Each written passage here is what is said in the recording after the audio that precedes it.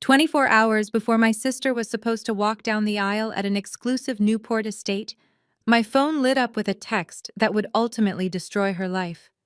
She told me I was officially banned from her wedding because I did not fit her upper-class aesthetic. She wanted only real family there. What she did not know was that the luxury venue, the imported flowers, and the custom dress she was wearing were all paid for by the exact same sister she was trying to hide. So I did what any responsible sister would do.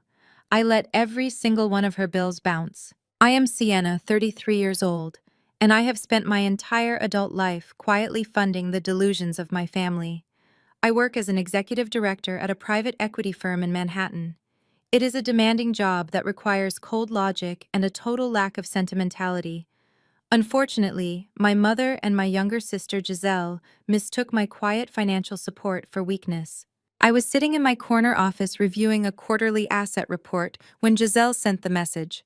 I remember the exact wording because it was breathtakingly arrogant. She wrote, "Sienna, I am finalizing the seating chart and I decided it is best if you do not come tomorrow. Andre and his family are prominent people. My aesthetic for this wedding is high society. Having my single corporate drone sister there ruins the vibe. Plus, I only want real family standing by my side. Please do not show up and embarrass me." I read the words twice. I did not cry. I did not throw my phone. Years of dealing with high-stakes corporate negotiations trained me to detach emotion from conflict.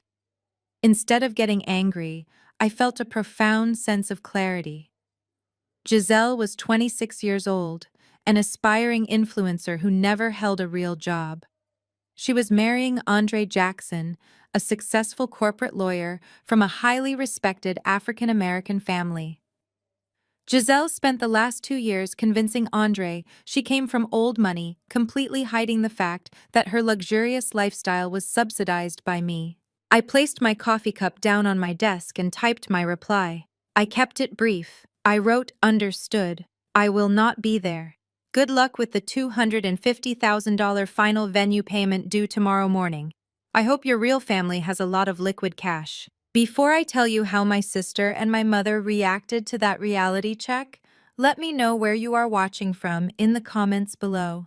Hit the like button and subscribe to the channel if you have ever had to cut off toxic family members who mistook your generosity for obligation. Trust me, you will want to hear exactly how this spectacular wedding unraveled.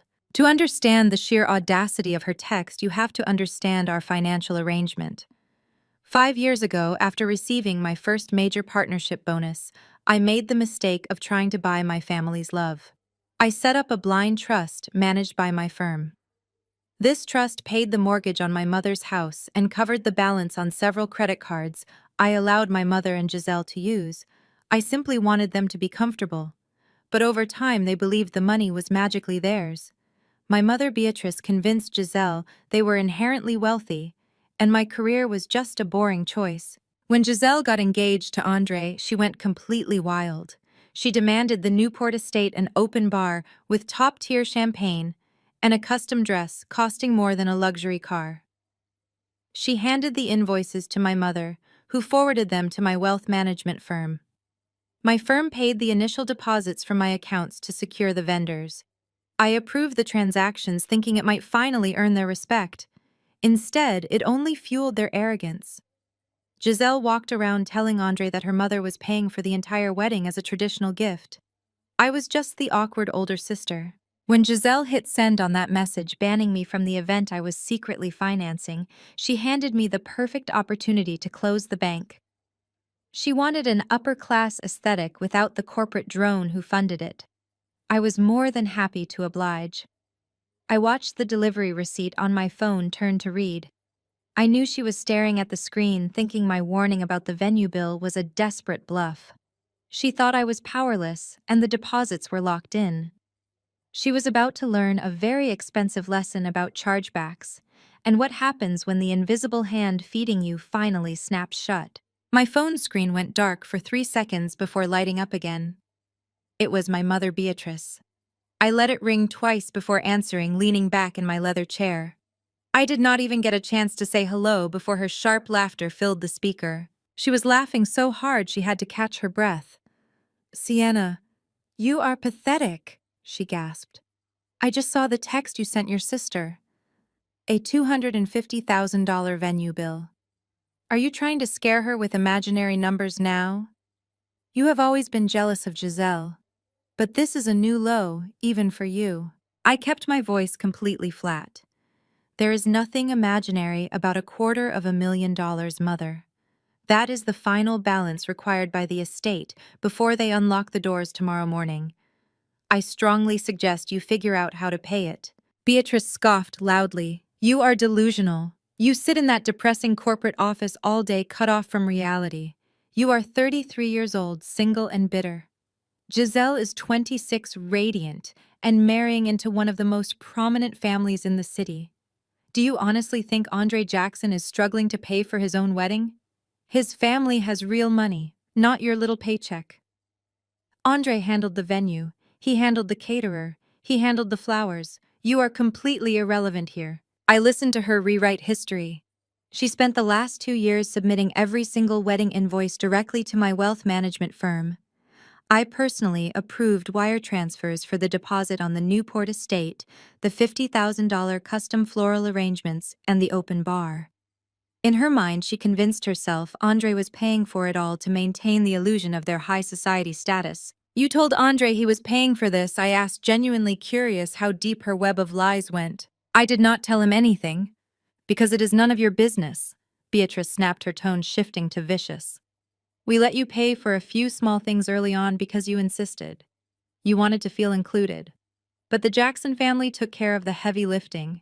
You are just trying to ruin her perfect weekend because you know you will never have a wedding of your own. You are a bitter spinster who only cares about spreadsheets." The sheer audacity of her statement was almost impressive. Those few small things amounted to over $400,000 in deposits over the last 14 months. I fully funded the illusion she was selling to the Jackson family.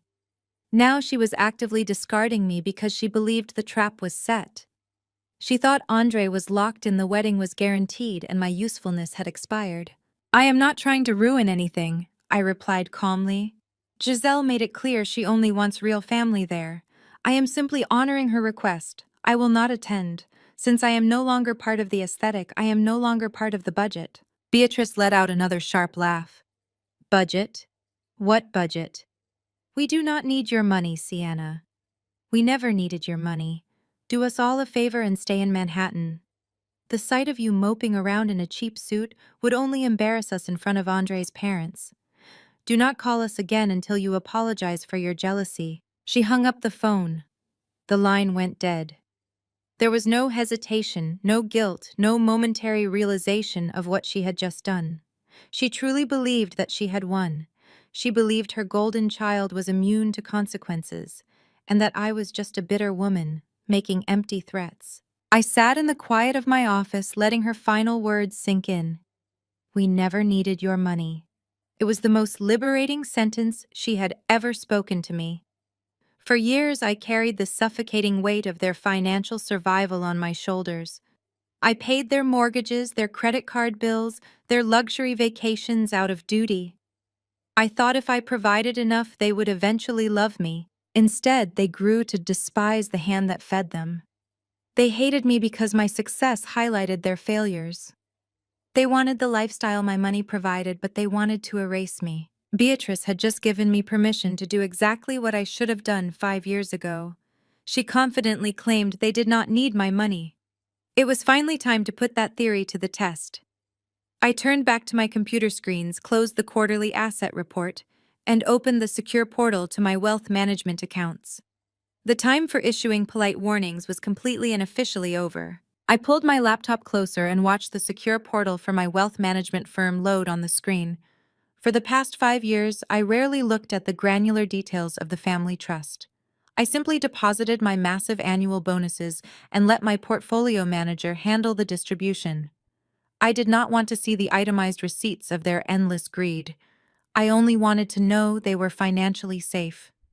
But today, sitting in my quiet Manhattan office after being banished from a wedding I was secretly funding, I wanted to see every single penny. I picked up my phone and dialed the direct line to my wealth manager, Thomas. He answered on the first ring.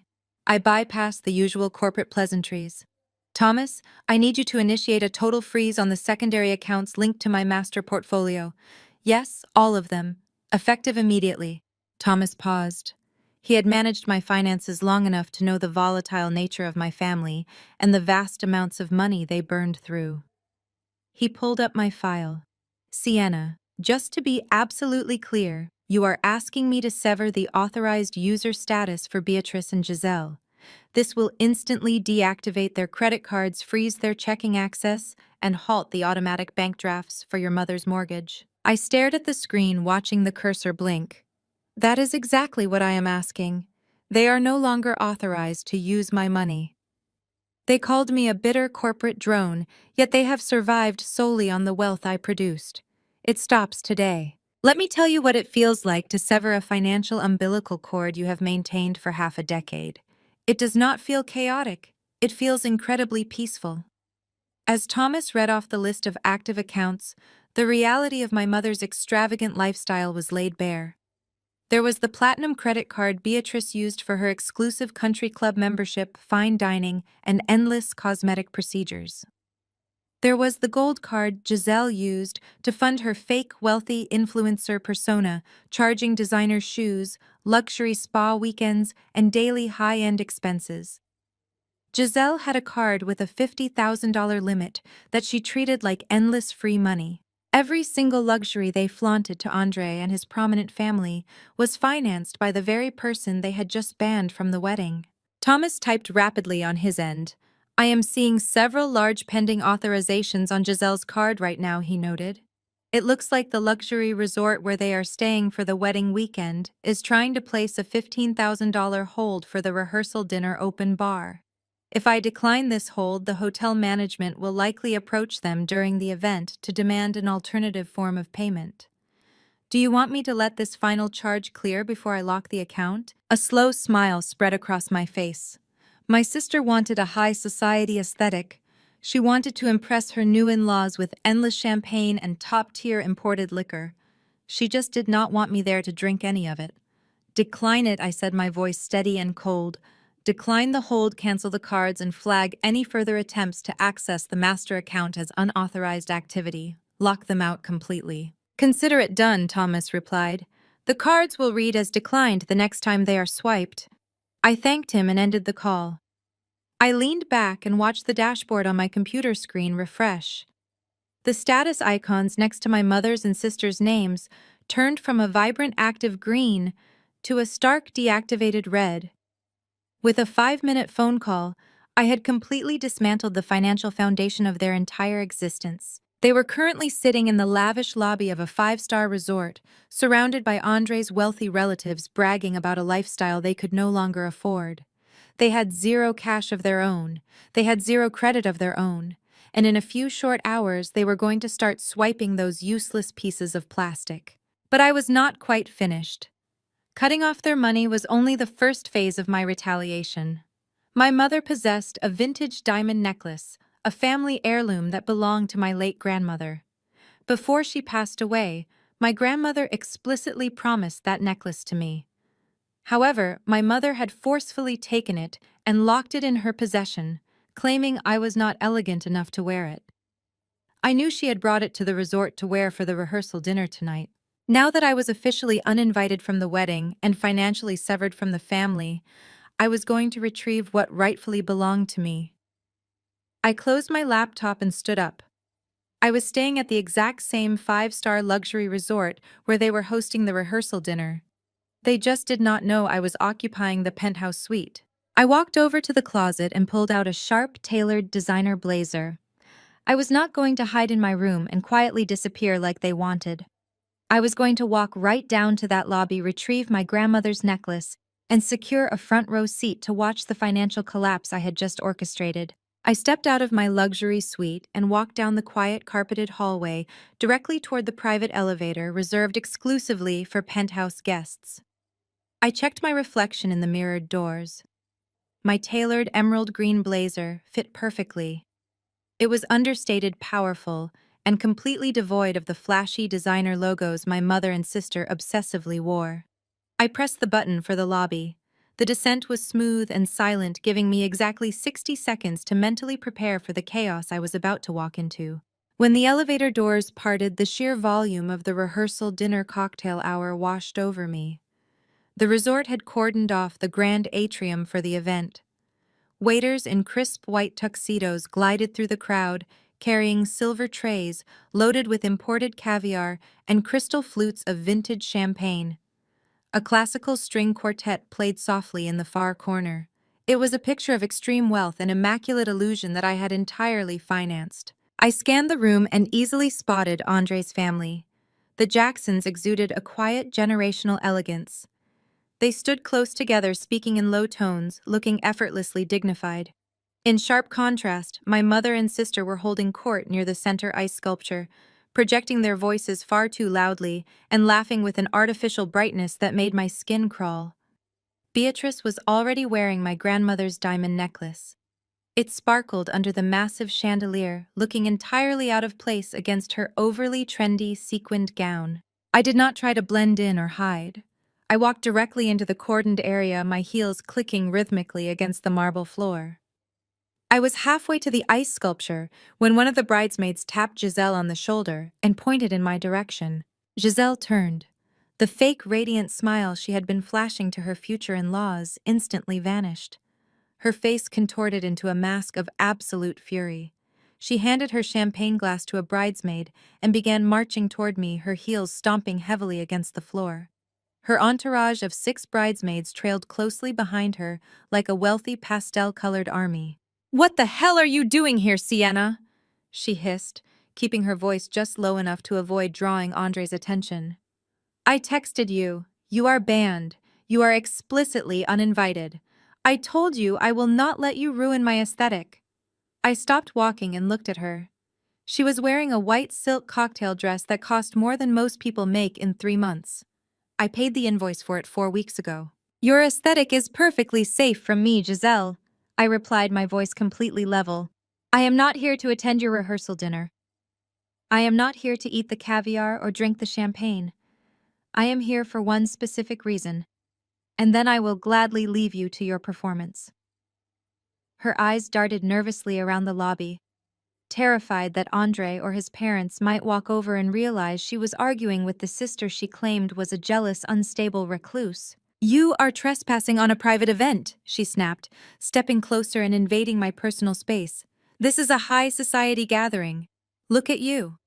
You look like you just walked out of a miserable board meeting.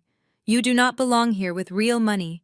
Turn around and walk out the front doors right now, before I have security drag you out." I almost laughed. I was standing in the lobby of a resort where I occupied the most expensive room on the property, being threatened by a woman whose credit cards had just been permanently deactivated. "I am not leaving without grandmother's diamond necklace," I said firmly, locking my eyes with hers. "Mom is wearing it right now. We both know grandmother left that necklace to me before she died. Mom stole it from my apartment 3 years ago because she decided I was not glamorous enough to own it. Since I am no longer family, I am collecting my inheritance. Tell her to take it off and hand it over, or I will walk right up to her and take it myself in front of your new husband." Giselle gasped loudly, her face turning pale. "You are insane," she whispered. "You are actually insane.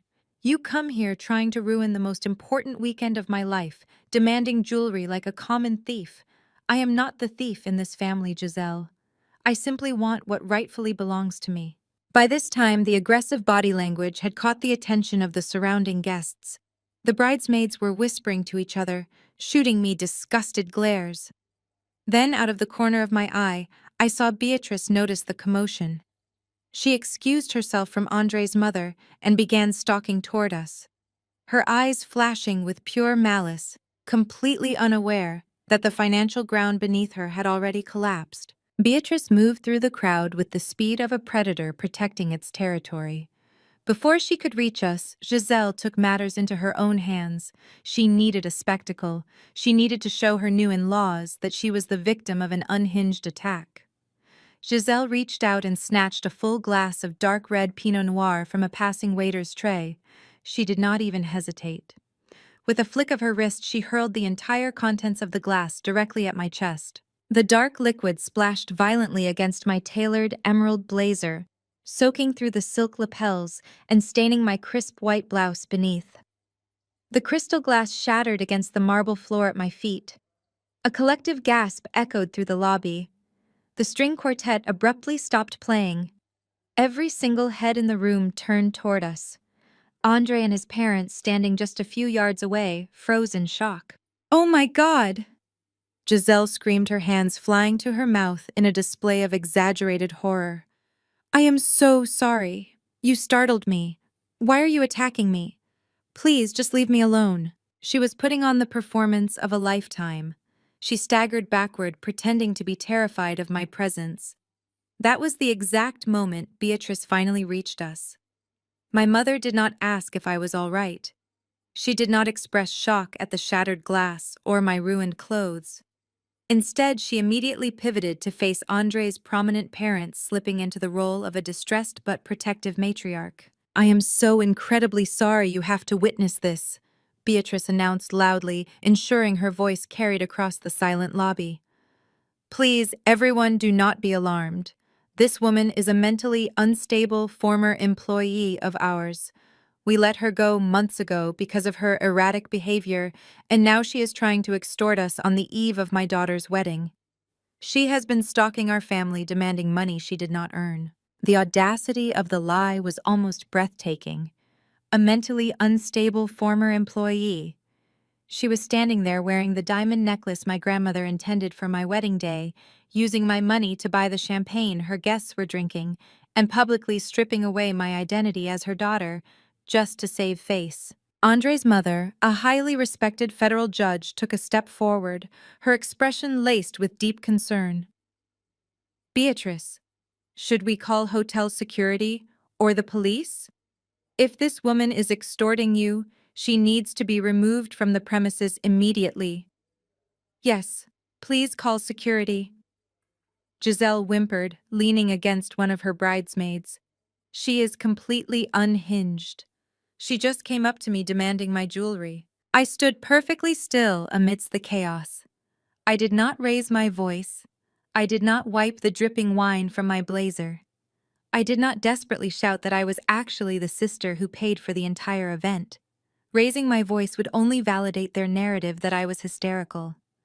I knew that in high-stakes situations, the person who loses their temper loses the room, so I absorbed the shock value. I let the silence stretch, giving them enough rope to hang themselves. I looked at Beatrice. Her eyes were wide with a silent, frantic warning, daring me to expose her. She was betting everything on the assumption that I would be too humiliated by the wine and the public scene to fight back. She thought I would run away in tears to hide my ruined clothes. I looked at Giselle, who was peeking out from behind her bridesmaid, a smug, victorious smirk playing on her lips. She thought she had won. She thought the spilled wine was the ultimate checkmate. But they had made a catastrophic miscalculation. They assumed I was still the quiet, obedient girl who desperately craved their approval. They did not realize they were dealing with an executive who destroyed predatory corporations for a living. By calling me a former employee and accusing me of extortion in front of a federal judge, Beatrice had just crossed the line from toxic family dynamics into actionable defamation. And by destroying my designer clothing in the lobby of a luxury resort, Giselle had just given me the perfect excuse to involve the hotel management. I did not need to scream to ruin them. I just needed to pay the bill. I slowly reached into the inside pocket of my completely ruined blazer. The thick fabric was wet and sticky with red wine, but my leather card holder was perfectly intact. I pulled it out and turned my attention away from my mother and sister. I looked directly at the panicked front desk manager, who was sprinting toward us, clutching his security radio ready to intervene. The manager arrived breathless, his hand gripping the radio attached to his belt. He looked from the shattered glass on the marble floor to my wine-soaked blazer, and finally to Beatrice, who was already opening her mouth to demand my immediate removal. Before she could utter a single syllable, I extended my hand, offering the heavy titanium card to the manager. I apologize for the disruption, I said, projecting calm authority. My sister had an accident with her beverage. Add the cleanup cost and a generous tip for the staff to my room folio. I am in the penthouse suite. The manager glanced down at the card in my hand. The moment his eyes registered the distinctive black titanium of an American Express Centurion card, his entire posture transformed.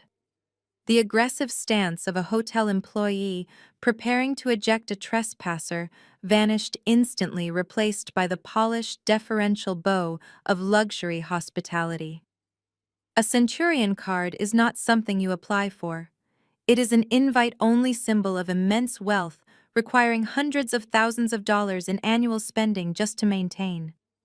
In the luxury resort industry, holding that card makes you absolute royalty. Right away, Miss, the manager replied, his tone laced with sudden, profound respect. He did not reach for his radio. He did not call security. He took the card with both hands as if handling a rare artifact. I will handle the cleanup immediately. Shall I also arrange for our in-house dry cleaning service to attempt to salvage your blazer? Do not bother, I replied smoothly, ignoring the dumbfounded expressions on the faces of my mother and sister. It is a custom piece, and it is completely ruined. I will have my assistant order a replacement. Simply process the incidental charges for the lobby. Beatrice stood completely frozen, her mouth slightly ajar. She had expected the manager to tackle me or drag me out by my arms. She had banked on my public humiliation. Instead, she was watching a senior hospitality executive treat me like the most important person in the building.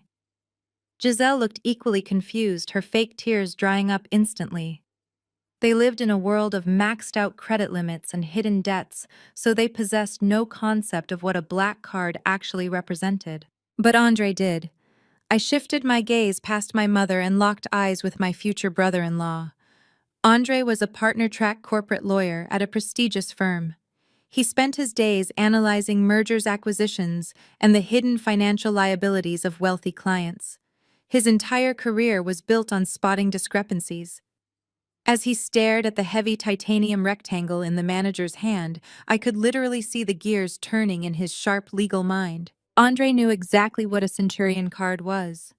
He knew that the annual fee alone cost more than most people made in a year. He knew banks only extended that line of credit to ultra-high net worth individuals. And most importantly, he knew that mentally unstable, unemployed former employees did not carry limitless black cards and stay in five-star penthouse suites. The narrative Beatrice and Giselle had painstakingly fed him over the last 2 years was fracturing right in front of his eyes. If I was the destitute, jealous sister they claimed I was, how was I commanding this level of financial respect? If they were the ones with generational wealth, why was Beatrice currently sweating through her sequined gown, while I remained completely unbothered by a ruined designer blazer? Andre took a slow step forward, separating himself slightly from his parents. His eyes moved from the card to the manager and finally rested on me. He was no longer looking at me with the pity or disgust he had shown just moments ago. He was looking at me like a witness on the stand who had just introduced a piece of evidence that contradicted the entire case. The manager swiped the card on his terminal, the machine emitting a soft beep. He handed it back with a receipt. "Everything is taken care of, miss. We apologize for the inconvenience." "Thank you," I said, slipping the card back into my pocket. I turned to Beatrice, who clutched her diamond necklace as if she feared I might rip it from her throat. The power dynamic in the room had violently shifted. I had not yelled. I had not thrown anything. I had simply flexed a financial muscle they could not comprehend, but one that Andre recognized perfectly. "I will be leaving now," I announced, making sure my voice carried directly to Andre. "But Mother, we will be discussing the return of Grandmother's necklace very soon. Enjoy the rest of the evening." I turned on my heel and walked away, leaving a heavy, suffocating silence in my wake. I did not look back, but I could feel the collective weight of their stares burning into my ruined blazer. The moment the elevator doors closed behind me, the illusion my family meticulously built began to crack. Down in the lobby, the string quartet hesitantly resumed playing, but the damage was irreversible. Andre did not return to his parents. He did not comfort my mother. Instead, his jaw tightened, and he turned directly to the woman he was supposed to marry in less than 24 hours. Andre grasped Giselle by the elbow, his grip firm and unyielding. "Excuse us," he said to the bridesmaids, his voice carrying an edge of absolute authority. He guided a visibly trembling Giselle away from the ice sculpture, steering her into a secluded corridor near the resort executive offices. "What was that?" Giselle Andre demanded, dropping his hand from her arm. His tone was not angry, but it possessed the precise, calculating cadence he used when cross-examining a hostile witness. "You told me your sister was a destitute recluse. You told me she was unemployed, mentally unstable, and prone to begging your mother for rent money." Giselle pressed her back against the expensive silk wallpaper, her eyes darting around nervously. "She is Andre. I swear she is. She came here to extort us and steal my jewelry." Andre crossed his arms. "Extort you?" "She just casually absorbed a luxury property damage fee on a Centurion card. You do not get an American Express black card by being unemployed. You get it by spending $500,000 a year. So I am going to ask you one more time. Who exactly is your sister?" Panic flared in Giselle's eyes. The carefully rehearsed script she and Beatrice used to trap Andre was failing. Driven into a corner, she doubled down, unleashing a chaotic string of desperate lies. "She stole it!" Giselle blurted out, her voice pitching higher. "That is the only explanation.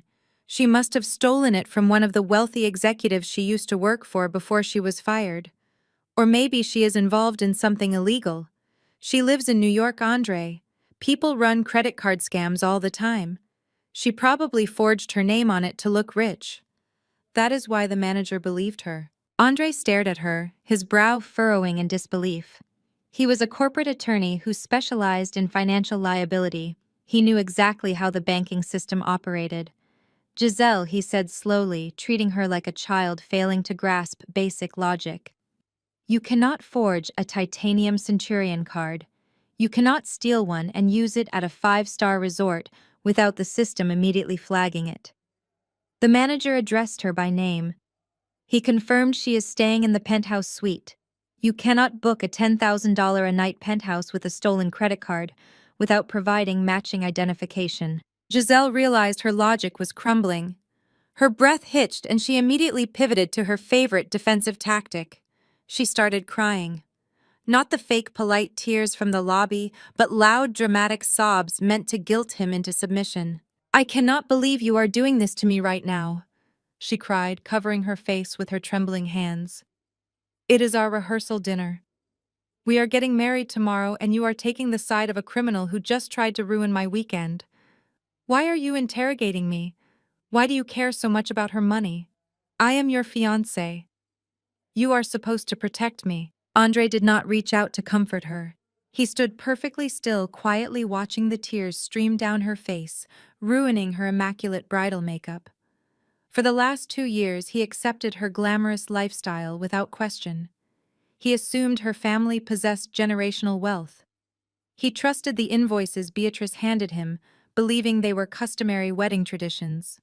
But witnessing the raw financial power I commanded, juxtaposed with Giselle's frantic, baseless accusations, triggered an undeniable alarm in his mind. "Okay," Andre finally said, keeping his voice carefully neutral. "I am not interrogating you. I just want to ensure we are not dealing with a legitimate threat. Let us just go back to the party." Giselle sniffled, nodding eagerly, believing she successfully manipulated him. She linked her arm through his, eager to return to the champagne and safety. But as Andre walked her back into the grand atrium, his mind was already miles away. He did not believe a single word she had just said. The deep seed of doubt was firmly planted, and Andre quietly resolved to uncover the exact financial reality of the woman he was about to marry. I did not stick around to watch the rest of the rehearsal dinner dissolve into quiet paranoia. The air inside the lobby felt entirely too stifling.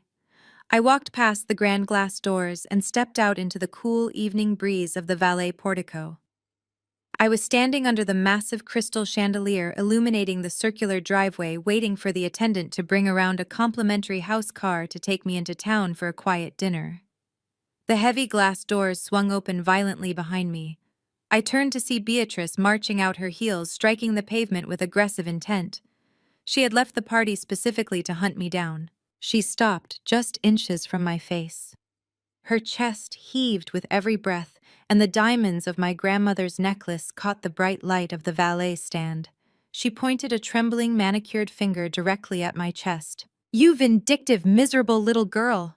Beatrice hissed, her voice dripping with pure venom. "You could not stand seeing your sister happy for just one night, could you? You had to come down here and humiliate us in front of Andre's prominent family. You had to show off some fake credit card to make yourself look important and steal the spotlight from the bride." I looked at her outstretched finger and then up to her furious eyes. "The only person who humiliated you tonight was your golden child when she threw wine on a guest in a luxury lobby. And that credit card was very real, mother.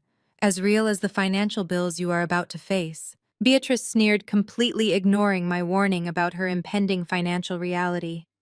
"I am not playing your twisted mind games, Sienna. You are not getting this necklace. It belongs to Giselle now. She is the bride. You are nothing but a pathetic embarrassment to this family. I want you off this property immediately. If you do not pack your bags and leave this resort right now, I am calling the police. I will have you formally trespassed and dragged out of here in handcuffs for harassing a private event." I let her finish her frantic, unhinged threat. I signaled the valet captain, who gave me a highly respectful nod indicating my car was pulling up. Then I turned my full attention back to my mother. "You cannot trespass me, mother," I said, keeping my tone deadly calm and entirely level. "You do not understand how the real world works. You only understand the artificial luxury bubble I paid for. You are a guest staying in a standard room that I booked for you. I am occupying the penthouse suite. But more importantly, my private equity firm manages the massive retirement portfolio for the chief executive officer of this entire resort group. We hold their corporate accounts. I am a highly valued business partner to this establishment. If you call the police and try to have me removed, the hotel management will legally evict you and your entire wedding party for creating a hostile environment for their corporate client." Beatrice's mouth opened, but no sound came out. Her mind visibly struggled to process the sheer scale of the power dynamic.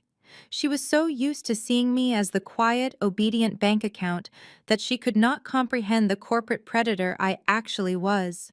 She took a step back, her hands instinctively flying up to clutch the diamond necklace around her throat, as if I was going to rip it off her neck right there on the pavement. "Keep the necklace for tonight," I told her, my voice dropping to a low, commanding whisper. "Enjoy the feeling of those heavy diamonds on your skin. Because by tomorrow afternoon, you are going to be begging me to take it back. You are going to need every single asset you can possibly liquidate just to survive the financial fallout you both created." The valet brought a sleek black town car to a stop right beside us. The driver immediately jumped out and opened the rear passenger door for me. I stepped inside, settling into the plush leather seat. I rolled down the tinted window just enough to deliver my final words for the evening. "Go back inside, mother. Drink the expensive champagne. Smile for the cameras and pretend you belong here. Tomorrow is going to be the most expensive day of your entire life." The window glided up silently, completely shutting out her stunned, pale face. The car pulled away from the portico, leaving Beatrice standing totally alone in the driveway. The tension had reached a boiling point, and the night was far from over. I knew Andre was questioning everything inside that lobby. I knew the hotel credit hold was about to bounce. The trap was set, the exits were blocked, and all I had to do now was wait for the midnight alarm to sound. As the town car glided away from the valet stand, I leaned forward and tapped the glass partition. I asked the driver to circle the property and drop me off at the discreet private entrance reserved for executive staff. I had no intention of going to dinner just yet. I wanted a front row seat to the financial demolition I had arranged. I took the service elevator up to the mezzanine level, a wraparound interior balcony that offered a perfect, unobstructed view of the grand atrium below. I stood in the shadows, leaning against the polished mahogany railing, and pulled out my phone. I dialed the direct line to the hotel manager I had just spoken with in the lobby. He answered immediately. I told him I was ready to settle the incidental charges for my ruined blazer, and casually suggested he might want to process the pre-authorization for the rehearsal dinner open bar right now. I reminded him that my family had a habit of exceeding limits. The manager, fiercely protective of the resort's bottom line and aware of my corporate influence, agreed without hesitation. He promised to send the banquet director to their table immediately. I slipped my phone into my pocket and looked down at the party. The string quartet played softly. Waiters circulated with trays of champagne. Giselle was back to pretending everything was perfect, laughing a little too loudly while clinging to Andre's arm. Beatrice marched back into the room, her face pale but her posture rigid, trying desperately to project the image of a wealthy matriarch unbothered by our recent argument. 10 minutes later, the music did not stop, but the flow of alcohol certainly did. I watched from above as the banquet director approached the main bar. He spoke quietly to the head bartender. The bartender nodded, reached underneath, and placed a discreet brass sign on the polished marble top. It read, "Bar closed." A few of Andre's prominent relatives walked up to order drinks only to be politely turned away. Murmurs of confusion began to ripple through the crowd. A high society rehearsal dinner never ran out of alcohol at 9 o'clock in the evening. Giselle noticed the commotion and flagged down the banquet director. Even from the elevated mezzanine, I could see the sheer panic flash across her face as the director handed her a black leather billfold. The $15,000 credit hold for the open bar had been formally declined by the bank. Giselle immediately handed the billfold to Beatrice. This was the moment of truth. This was the exact moment the illusion shattered. Beatrice, wearing my grandmother's diamonds, confidently reached into her designer clutch and pulled out her heavy platinum credit card. She handed it to the director with a dismissive wave. The director pulled a mobile payment terminal from his jacket pocket and inserted the card. The machine flashed a bright red light. Declined.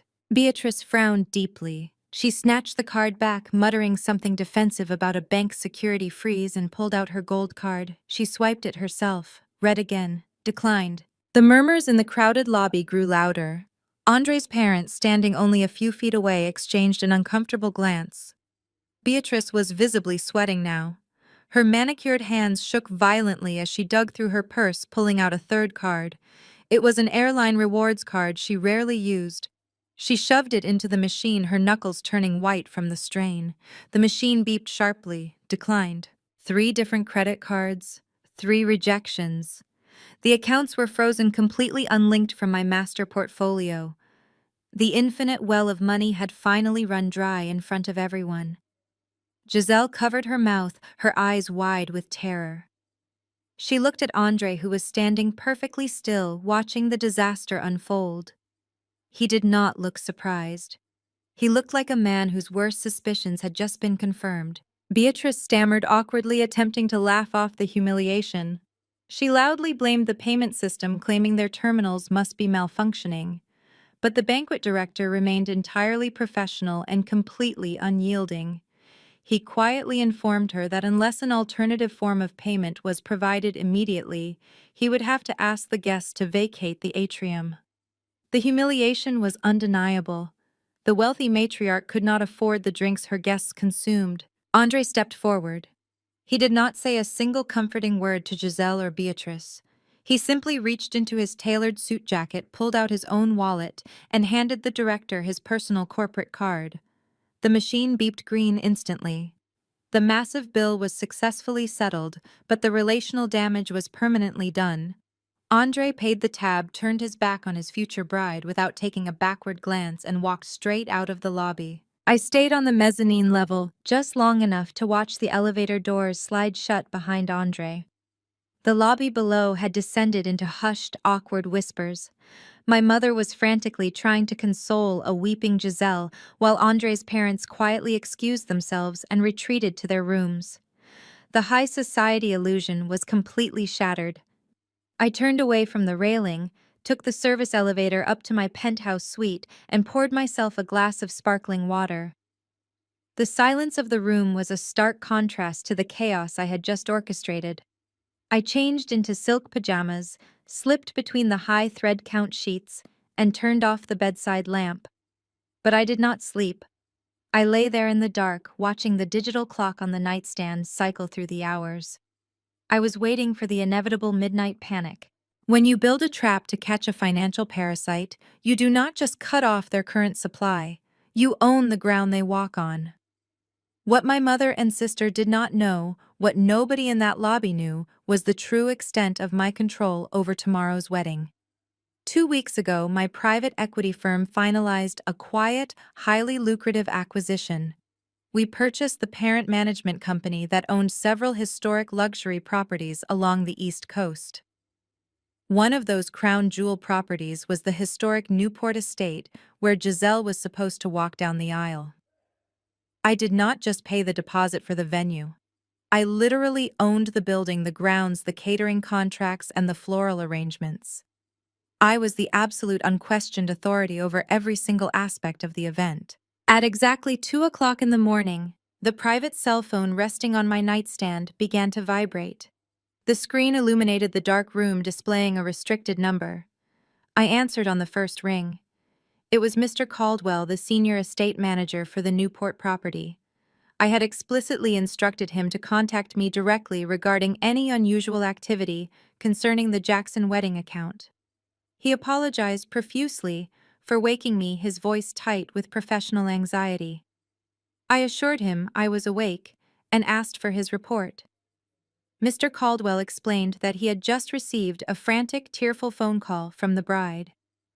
Giselle was in a state of absolute hysteria.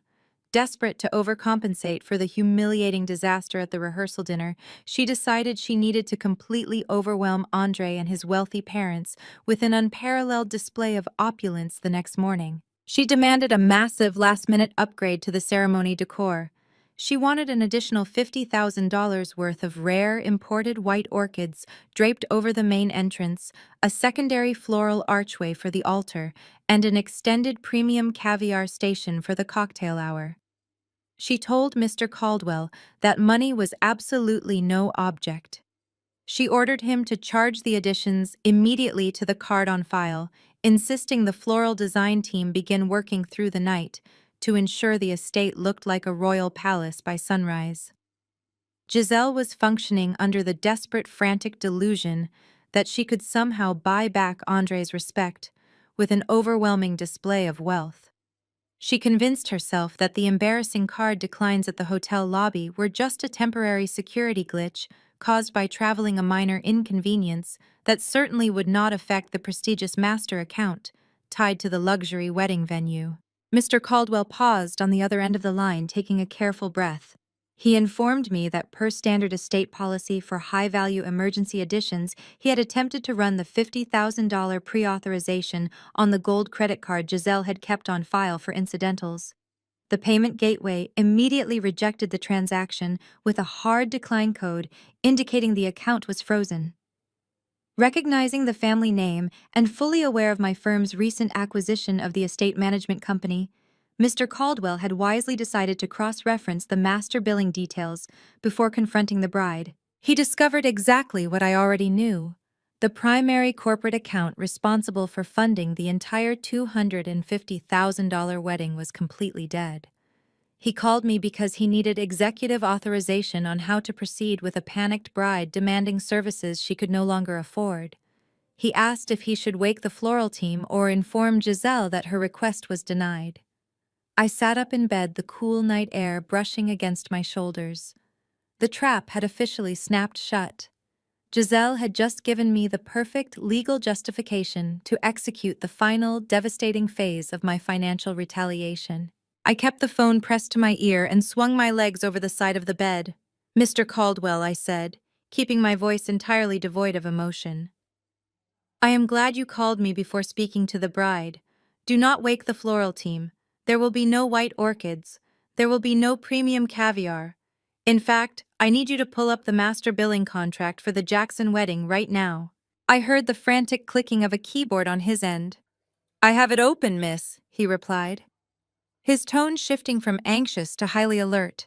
He could sense the impending corporate execution. The primary deposit of $250,000 was paid via a wire transfer from my wealth management firm, I explained. However, The individual who authorized that specific allocation, Giselle, was not a legally authorized signatory on that corporate account. She misrepresented her financial authority. Therefore, I am officially instructing you as the Chief Executive Officer of the parent company to initiate a full and immediate chargeback of those funds, citing fraudulent use of an unauthorized corporate account. The line went completely silent for a few seconds. Mr. Caldwell was a seasoned hospitality veteran, but clawing back $250,000 8 hours before a high society wedding was unprecedented. Miss, if I process a chargeback of that magnitude, the system will automatically flag the entire event as completely unfunded. The estate policy requires events of this scale to be fully settled before the first guest arrives. I am fully aware of the policy, Mr. Caldwell, I replied smoothly. That is exactly why I want you to enforce it. I want you to trigger the emergency breach of contract clause. Draft a formal notice of financial default. Send it directly to the email address Giselle provided on the primary contract. Inform her that the initial deposit has been flagged for corporate fraud and successfully reversed. Tell her that in order for the gates of the estate to open tomorrow, the wedding party must pay the entire $250,000 balance in full. I stood up and walked over to the floor-to-ceiling window of the penthouse looking out over the dark, quiet resort grounds. And Mr. Caldwell, make sure you specify that, because their credit accounts have already been locked for suspicious activity, the venue will only accept a certified bank wire transfer. Understood, Mr. Caldwell said, his voice dropping to a serious professional whisper. And what is their deadline to produce these funds? 10 o'clock in the morning, I stated. Not 1 minute later. If the funds are not fully secured and verified in the estate holding account by 10 in the morning, you will instruct the private security team to lock the main wrought iron gates. You will not allow any vendors, any caterers, or any guests onto the property.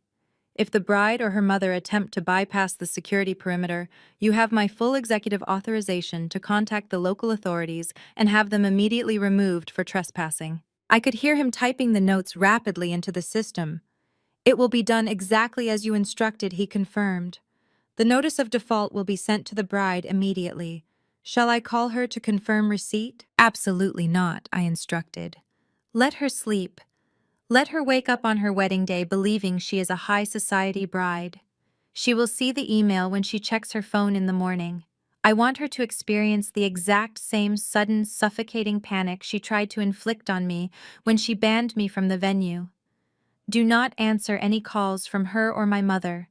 Direct all of their desperate inquiries to the automated billing department. Yes, Miss, Mr. Caldwell replied, maintaining his flawless professionalism. I will secure the perimeter at dawn. Have a good night. He ended the call, and I placed my phone back on the nightstand. The final piece of the trap was locked firmly into place. My sister wanted a lavish wedding surrounded by wealthy, prominent people, free from the embarrassment of the corporate drone who actually funded her entire life. Now she was going to get exactly what she asked for. She was going to face Andre, his family, and 200 high society guests with absolutely nothing but a massive bill she could never afford to pay. But the financial devastation I just unleashed on the venue was only half of the nightmare awaiting Giselle. While I was stripping away the estate, yet another completely catastrophic financial crisis was quietly brewing in a different room at the resort, and it was about to destroy her relationship before she even reached the altar. I would later learn exactly what transpired in the groom's suite on the far side of the resort while I dismantled the venue. Andre had not returned to the penthouse he shared with Giselle. After paying the embarrassing $15,000 bar tab in the lobby, he demanded a separate room. He needed space to think. He was a prestigious corporate lawyer whose career depended on assessing risk and identifying liabilities. His legal mind was spinning with the contradictions he had witnessed. My mother claimed I was destitute, yet the manager treated me like an executive. Giselle claimed we possessed generational wealth, yet her cards bounced. None of it made sense, and Andre hated variables he could not control. He was sitting in the dark at the small desk massaging his temples when his phone vibrated against the wood surface. The digital clock read 2:15 in the morning. It was an automated push notification. Not a text message from his panicked bride, but a high-priority alert from his Experian credit monitoring application. Andre kept strict watch over his financial health. A pristine credit score was essential for a man operating in elite circles. He unlocked his phone screen, expecting to see a routine alert about the large bar tab he had just settled. Instead, the notification banner flashed a bright red warning. It reported a severe, unexpected drop in his overall credit score. Andre opened the application, his brow furrowing in confusion. His score had plummeted by nearly 70 points. He navigated immediately to the recent accounts section, his eyes scanning the data with practiced speed. There, sitting at the top of his financial profile, was a brand new $30,000 unsecured personal loan. The lender was not a reputable Tier 1 banking institution. It was a secondary high-interest, predatory lending company that preyed on desperate borrowers. The interest rate attached to the loan was an astronomical 24%. Andre stopped breathing. He had not authorized any new lines of credit. He certainly had not applied for a predatory loan. He tapped into the detailed view, his heart beginning to pound against his ribs. The loan had been finalized and disbursed 3 weeks ago. The funds had been wired directly to the flagship Vera Wang bridal boutique in Manhattan. The realization hit him like a physical blow. 3 weeks ago was the exact same time Giselle had gleefully showed him her custom designer wedding dress. She had twirled around his apartment, crying tears of joy and claiming her mother had paid for the extravagant gown in full, using their supposed generational family wealth. It was another massive, unforgivable lie. Beatrice had not paid for the dress. I had not paid for the dress because I drew the line at funding clothing that cost more than a vehicle. Because she was completely cut off from my master accounts for that specific purchase, Giselle had panicked. Desperate to maintain her high society aesthetic and secure the designer gown of her dreams, she had taken matters into her own hands. She had used Andre's personal information, his social security number, his income statements, and his pristine financial history to apply for the loan. And then she had electronically forged his signature on the binding legal documents. Andre stared at the glowing screen of his phone, the chilling reality washing over him. The conflict was no longer a trivial family dispute between two sisters. It was no longer about a spilled glass of wine or an embarrassing credit card decline at a hotel bar. This was a severe prosecutable felony. Identity theft, wire fraud, forgery, committed by the woman he was supposed to marry in less than 8 hours. His legal training took over, suppressing his initial shock and replacing it with cold, calculating fury. He knew exactly what this meant for his future. If he married her tomorrow, he would become legally entangled with a woman comfortable committing federal financial crimes against him. The State Bar Association would strip his license to practice law if he was ever found complicit in such fraudulent activities. She had not just lied about her family's wealth. She had actively victimized him to fund her own vanity. Andre did not throw his phone or shout at the walls. He took a screenshot of the fraudulent loan details and emailed it to his secure work server to meticulously document the evidence. He stood up, his jaw locked tight. He was not going to wait for the morning to address this betrayal. He put his suit jacket back on, grabbed his room key, and walked out into the dimly lit hallway of the resort. He was heading straight for the bridal suite. The wedding was already dead. He just needed to deliver the corpse. Andre did not knock gently on the door of the bridal suite at 3 o'clock in the morning. He pounded his fist against the heavy wood, the sound echoing loudly down the quiet resort corridor. It took nearly a minute before the door clicked open. Giselle stood there in her silk robe, her eyes red and puffy from crying over the declined credit cards at the rehearsal dinner. She tried to force a relieved smile, assuming Andre had come to comfort her and assure her the financial embarrassments were just a minor bump in the road. She reached out to pull him inside. Andre did not return her embrace.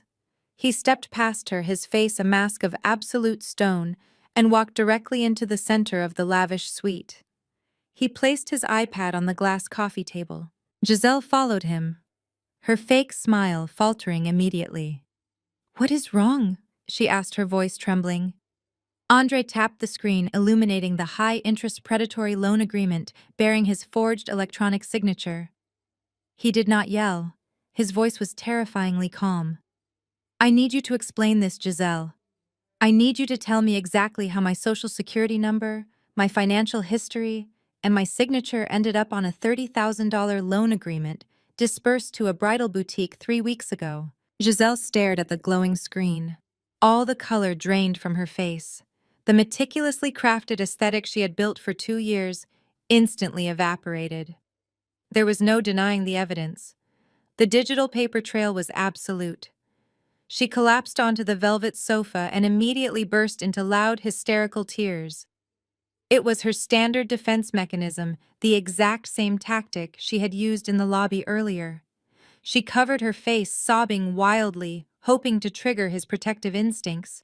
But Andre just stood there looking down at her with complete detachment. I am so sorry, Giselle wailed, her words tumbling out in a frantic rush. I did not want to do it. Mom made me do it. She told me we had to keep up appearances. Sienna cut us off from buying the dress, and Mom said your family would look down on me if I did not have a custom gown. She promised we would pay it back after the wedding with the cash gifts from the guests.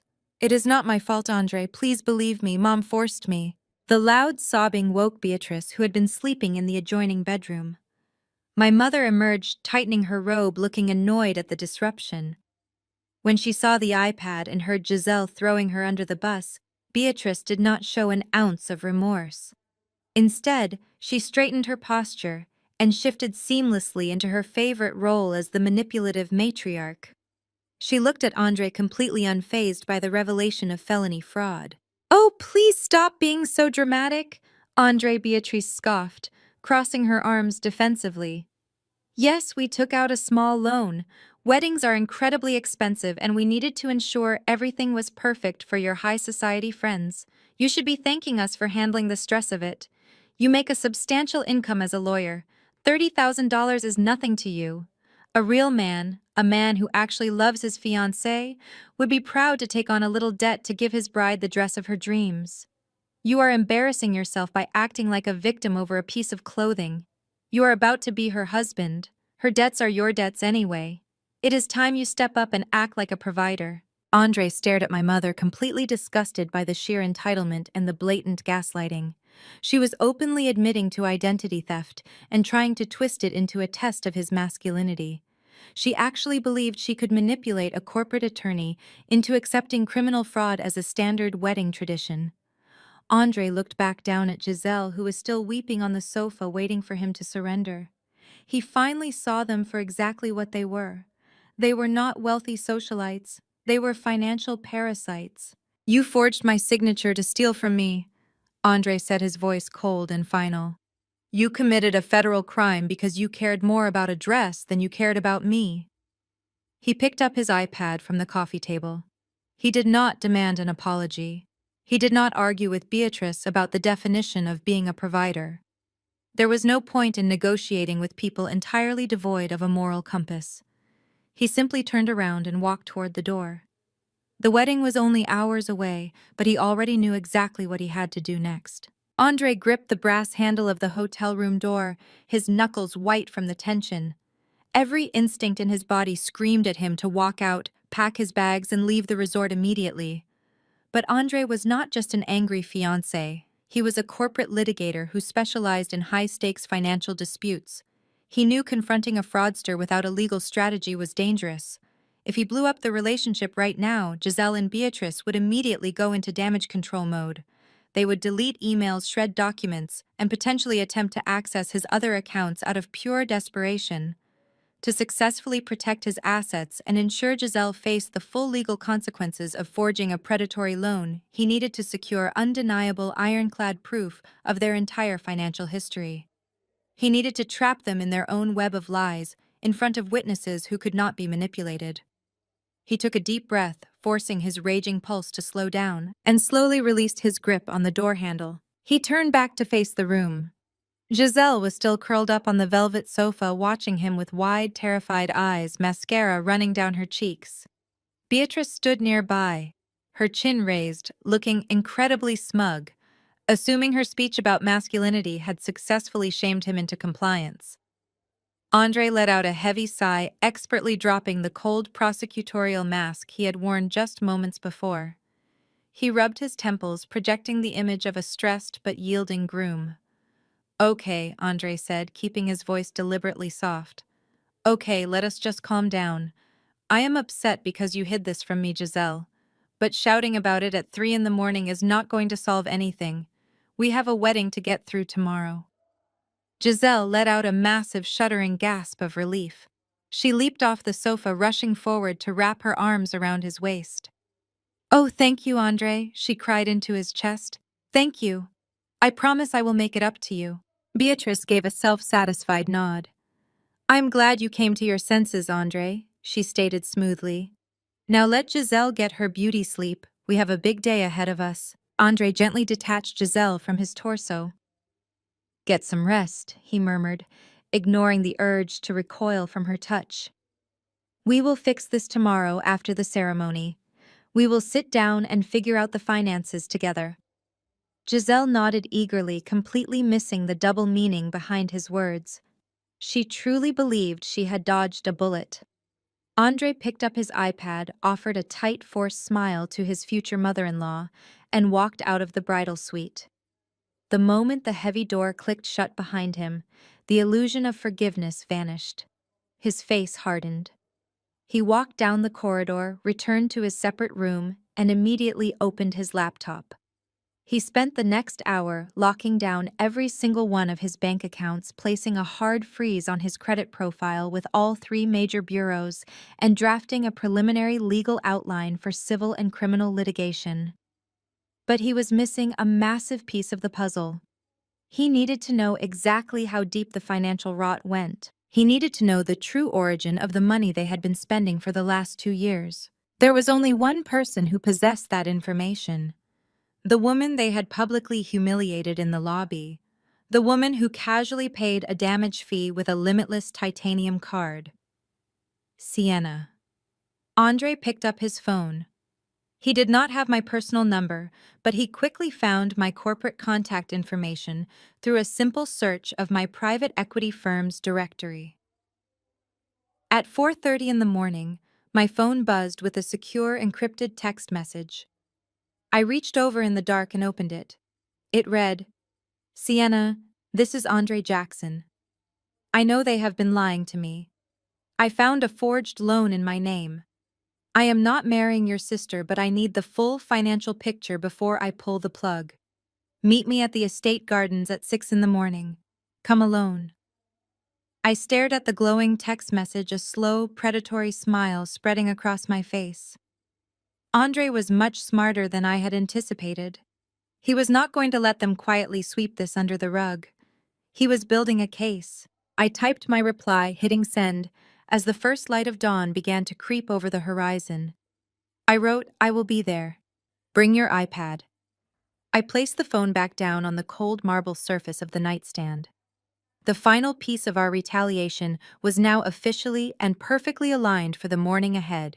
The sun rose over the Rhode Island coast, casting a brilliant golden light across the manicured lawns of the Newport estate. By 9 o'clock in the morning, the heavy wrought iron gates were supposed to be wide open, welcoming a fleet of luxury town cars. Over 200 high society guests were beginning to arrive for what was billed as the wedding event of the season. They wore designer gowns and tailored tuxedos, expecting an unparalleled display of wealth. But instead of being escorted to the champagne reception, they were held at the security perimeter. Inside the sprawling bridal suite on the second floor of the estate, Giselle was entirely oblivious to the growing crowd of confused guests outside. She sat in a plush velvet chair in front of a gilded vanity mirror, sipping sparkling water while a celebrity makeup artist carefully applied her blush. Giselle looked radiant, completely convinced that she had successfully manipulated Andre into forgiving her financial fraud. She had purposefully ignored the unread emails on her phone, assuming any notifications from the venue were just routine confirmations. She was living in a delusional bubble of impending victory. Her mother, however, was rapidly spiraling into a state of absolute terror. Beatrice paced the length of the suite, her silk robe rustling frantically. She had spent the last 2 hours trying to reach her bank to figure out why all of her credit cards were frozen, only to be transferred to the fraud department and put on an indefinite hold. She knew they were entirely out of money, but she clung to the desperate hope that the venue would simply bill them after the event. That fragile hope shattered the moment the heavy double doors of the suite swung open. The head wedding planner, a woman known for her flawless execution of elite events, marched into the room. She did not carry the customary bridal bouquet or a tray of morning mimosas. She carried a leather-bound portfolio and a face completely drained of color. She asked the makeup artist to leave the room immediately. Giselle spun around in her chair, annoyed by the interruption. "What is going on?" she demanded, carefully patting her hair. "We are supposed to be doing photography in 20 minutes. The planner opened her portfolio and pulled out a single sheet of paper. "There will be no photography," she stated, her voice tight with professional anxiety. "I just received a formal notice of financial default directly from the estate management group. The $250,000 wire transfer that secured this venue has been successfully charged back by the corporate account holder. The funds are gone. The estate management has declared a breach of contract." Beatrice stopped pacing, the color drained entirely from her face. "That is impossible," she stammered, her hands trembling violently. "We paid that deposit months ago. There must be a banking error." The planner handed the notice to Beatrice. "It is not an error. The venue ownership requires a replacement wire transfer of $250,000 immediately. If the funds are not verified in their holding account by 10 o'clock, they will not unlock the main gates. Your guests are already lining up on the street, and security is actively turning them away." Giselle let out a piercing shriek. She snatched the paper from her mother, her eyes frantically scanning the harsh legal terminology. "Do something, Mom!" she screamed, her perfect bridal composure instantly evaporating. "Call the bank. Call Andre. We cannot cancel the wedding right now. Everyone is already here." Beatrice grabbed her phone with shaking hands. She could not call Andre. Asking the groom for $250,000 on the morning of the wedding, especially after he discovered the forged loan last night, would be absolute suicide. "She could not call me because she knew I was the one pulling the strings." Desperate Beatrice resorted to the absolute lowest tier of financial survival. She frantically opened her web browser and searched for emergency payday loans. She rapidly typed in her personal information, requesting massive sums of unsecured cash. But the American financial system is unforgiving. Every single application returned an immediate glaring red rejection screen. Her credit score was practically non-existent after I removed my guarantee. The massive debt-to-income ratio from her lavish lifestyle automatically flagged her as a severe liability. There was no secret account to tap into. There were no hidden reserves. She could not believe this was happening. Beatrice dropped her phone onto the carpeted floor, realizing the devastating truth. The money was completely gone, the venue was locked down, and the reality of their poverty was about to be broadcast to 200 of the absolute most influential people in the entire city. Beatrice could not accept the absolute terrifying finality of her financial situation. Panicking, she grabbed the wedding planner by the arm, unleashing a desperate barrage of lies. She claimed the bank had mistakenly flagged the massive wire transfer as fraud because of the early morning hour. She begged the planner to open the gates, warning her that keeping 200 of the most prominent citizens in the city waiting on the street would cause a massive public relations disaster for the luxury venue.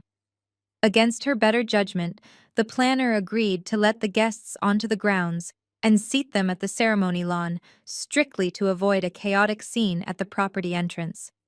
But the planner explicitly warned Beatrice that if the funds were not verified, the exact moment the clock struck 10, the ceremony would be immediately halted. Giselle remained entirely ignorant of this desperate negotiation. As far as she was concerned, her perfect day was proceeding exactly as she had demanded. Down on the immaculate emerald lawn overlooking the ocean, the guests took their seats. The elite crowd murmured with anticipation, their designer outfits catching the bright morning sunlight.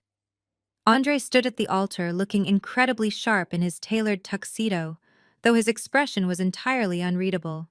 He had his own agenda, but he was playing his part perfectly, waiting for the exact right moment to execute his exit strategy. At 10 o'clock sharp, the classical string quartet positioned near the front row began to play the elegant processional march. The rich, sweeping melody filled the salty ocean air. Giselle emerged from the grand double doors of the estate flanked by her pastel bridesmaids. She paused at the top of the stone staircase, proudly ensuring every single eye was locked onto her custom designer gown. She looked down the long white aisle, a triumphant smile plastered across her face. She took her first step down the stairs, preparing to walk into her new life of fabricated wealth and status. She made it exactly 3 steps before the music violently stopped playing altogether. It was not a gradual fade. The cellist dragged his bow harshly across the strings, producing a jarring, unpleasant screech that echoed across the quiet lawn. The sudden silence that followed was heavy and suffocating. Giselle froze on the staircase, her foot hovering awkwardly in midair. She looked frantically toward the musicians, violently motioning for them to continue playing, but they were already placing their instruments back into their velvet-lined cases. Before the confused whispers of the wealthy guests could escalate, the heavy wooden doors of the estate swung open again. 4 imposing private security guards dressed in crisp black suits with earpieces marched out in perfect unison. They did not walk down the discreet side paths, they marched directly down the center of the pristine white aisle. The guards bypassed the seated guests, walked straight up to the wooden altar, and formed a solid, impenetrable human wall directly in front of the lavish floral arch. The crowd gasped audibly. Several prominent guests shifted uncomfortably in their expensive seats, exchanging shocked glances. Andre did not move a single muscle. He simply stood to the side, his hands clasped firmly behind his back, watching the trap spring completely shut.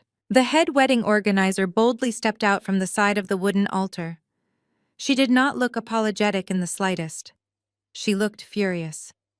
She walked past the security guards and stepped up to the microphone that was originally set up for the officiant. She tapped the microphone twice. The sharp sound cut rapidly through the rising panic of the crowd.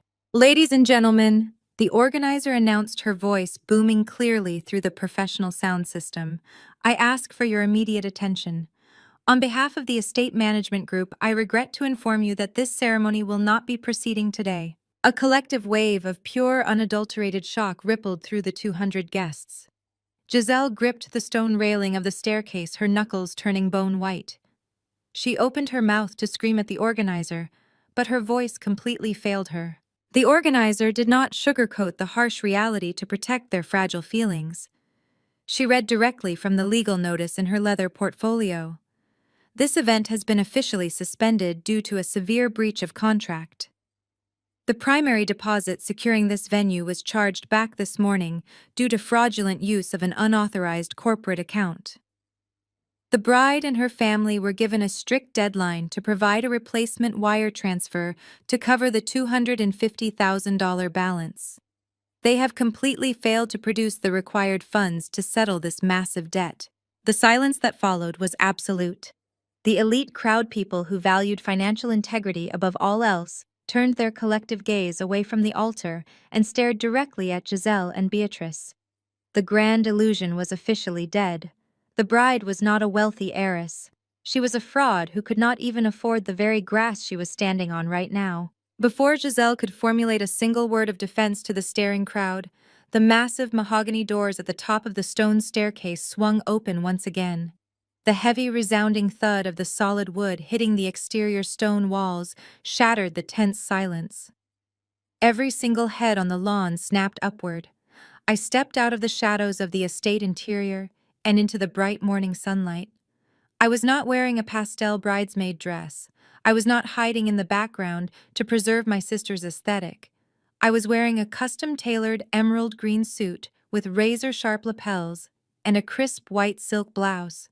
The color was rich, commanding, and projected absolute corporate authority. I looked down at the sprawling ceremony lawn, meeting the shocked gazes of 200 high society guests. I began my descent down the stone staircase. The sharp click of my heels echoed loudly in the complete quiet of the courtyard.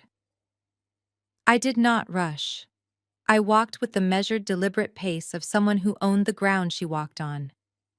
The guests parted slightly as I reached the bottom of the stairs and began my procession down the center of the pristine white aisle, right past the imposing wall of security guards who respectfully stepped aside to let me through. Beatrice, sitting in the front row of the family section, violently rose to her feet. The shock of the financial default had momentarily paralyzed her, but seeing me walk down the aisle in a display of absolute power ignited a frantic, desperate rage. She pointed a shaking finger at me, her face flushed red with anger and humiliation. "What is she doing here?" Beatrice screamed, completely abandoning her refined, high society persona. She turned wildly toward the 4 security guards flanking the altar. "Grab her! I want her removed right now. She is a mentally unstable trespasser trying to ruin my daughter's wedding. Get her off this property immediately before I call the police." The security guards did not flinch. They did not move toward me. They remained planted in their defensive formation, their eyes scanning the crowd, completely ignoring my mother's hysterical orders. Beatrice looked around, frantically confused as to why the hired muscle was disobeying a direct command from the supposed matriarch of the event.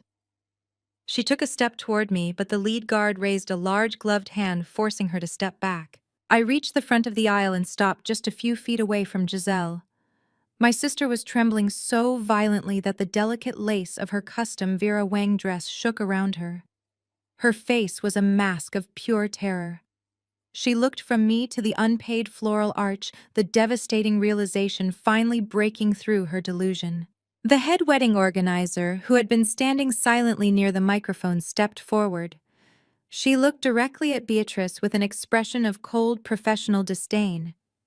Then she raised the microphone back to her lips. Her voice boomed across the lawn, echoing off the stone walls of the historic estate. "Ladies and gentlemen," the organizer announced smoothly, her tone leaving absolutely no room for argument or misinterpretation. "The bride's mother does not possess the authority to issue security commands on this property. Please direct your attention to the front of the aisle. I would like to formally welcome the Chief Executive Officer of the Property Management Group and the legal owner of this entire estate, Sienna." A massive collective gasp erupted from the 200 seated guests. The sound was like a sudden gust of wind sweeping across the lawn. Wealthy socialites, corporate titans, and prominent judges exchanged stunned looks. The narrative they had been fed for 2 years was instantly obliterated. The woman Beatrice had just called a mentally unstable trespasser was actually the billionaire executive holding the deed to the most exclusive venue in the state. I turned my gaze away from the shocked crowd and looked directly at André. He was standing near the altar, looking incredibly sharp in his tuxedo. When our eyes met, he did not look surprised. He offered a slow, deliberate nod of acknowledgement. He knew exactly what was happening, and he was watching the execution of his fraudulent bride with quiet, calculating satisfaction. Beatrice collapsed backward into her front row seat, as if all the oxygen had been sucked from her lungs. Her mouth opened and closed silently, like a dying fish. Giselle let out a low, pathetic whimper, taking a step backward away from me. The perfect upper-class aesthetic she had so desperately tried to cultivate was completely destroyed. Instead, there was only the cold, undeniable reality of their financial fraud laid bare before the exact people they had desperately wanted to impress today. The sheer magnitude of the revelation hung heavily in the air, stifling the ocean breeze. For a moment, nobody moved. The 200 prominent guests were frozen, processing the abrupt shift in reality. Then the silence was shattered by the frantic rustling of silk. Beatrice, stripped of her proud, matriarchal facade, scrambled out of her front row seat. She practically sprinted up the white aisle toward me, her heels sinking ungracefully into the immaculate lawn.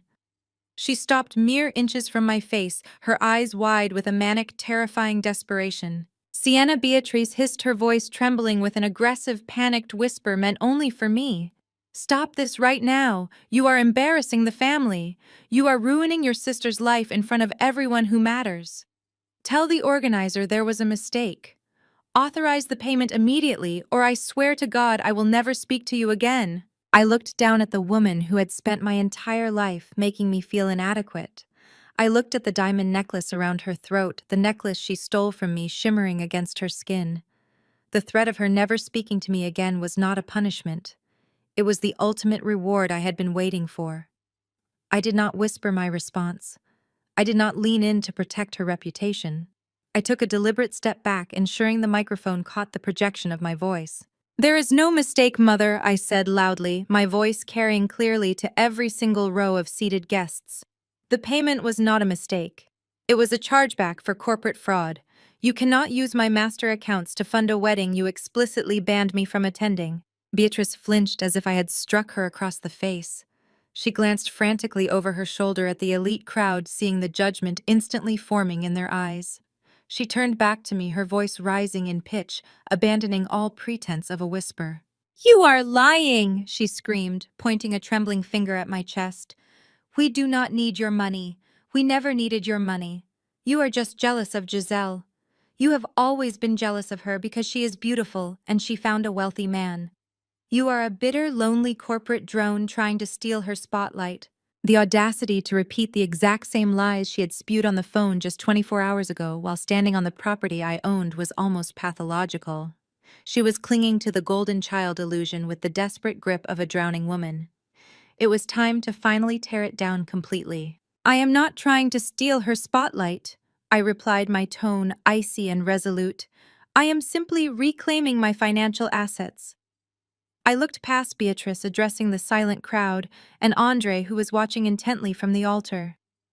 "For the past 5 years, I have quietly funded every single aspect of my mother and sister's luxurious lifestyle. I paid the mortgage on the house they live in. I paid the balances on the platinum credit cards they use for their designer clothes and their exclusive country club memberships. I funded the vacations. I funded the cars. I funded the illusion."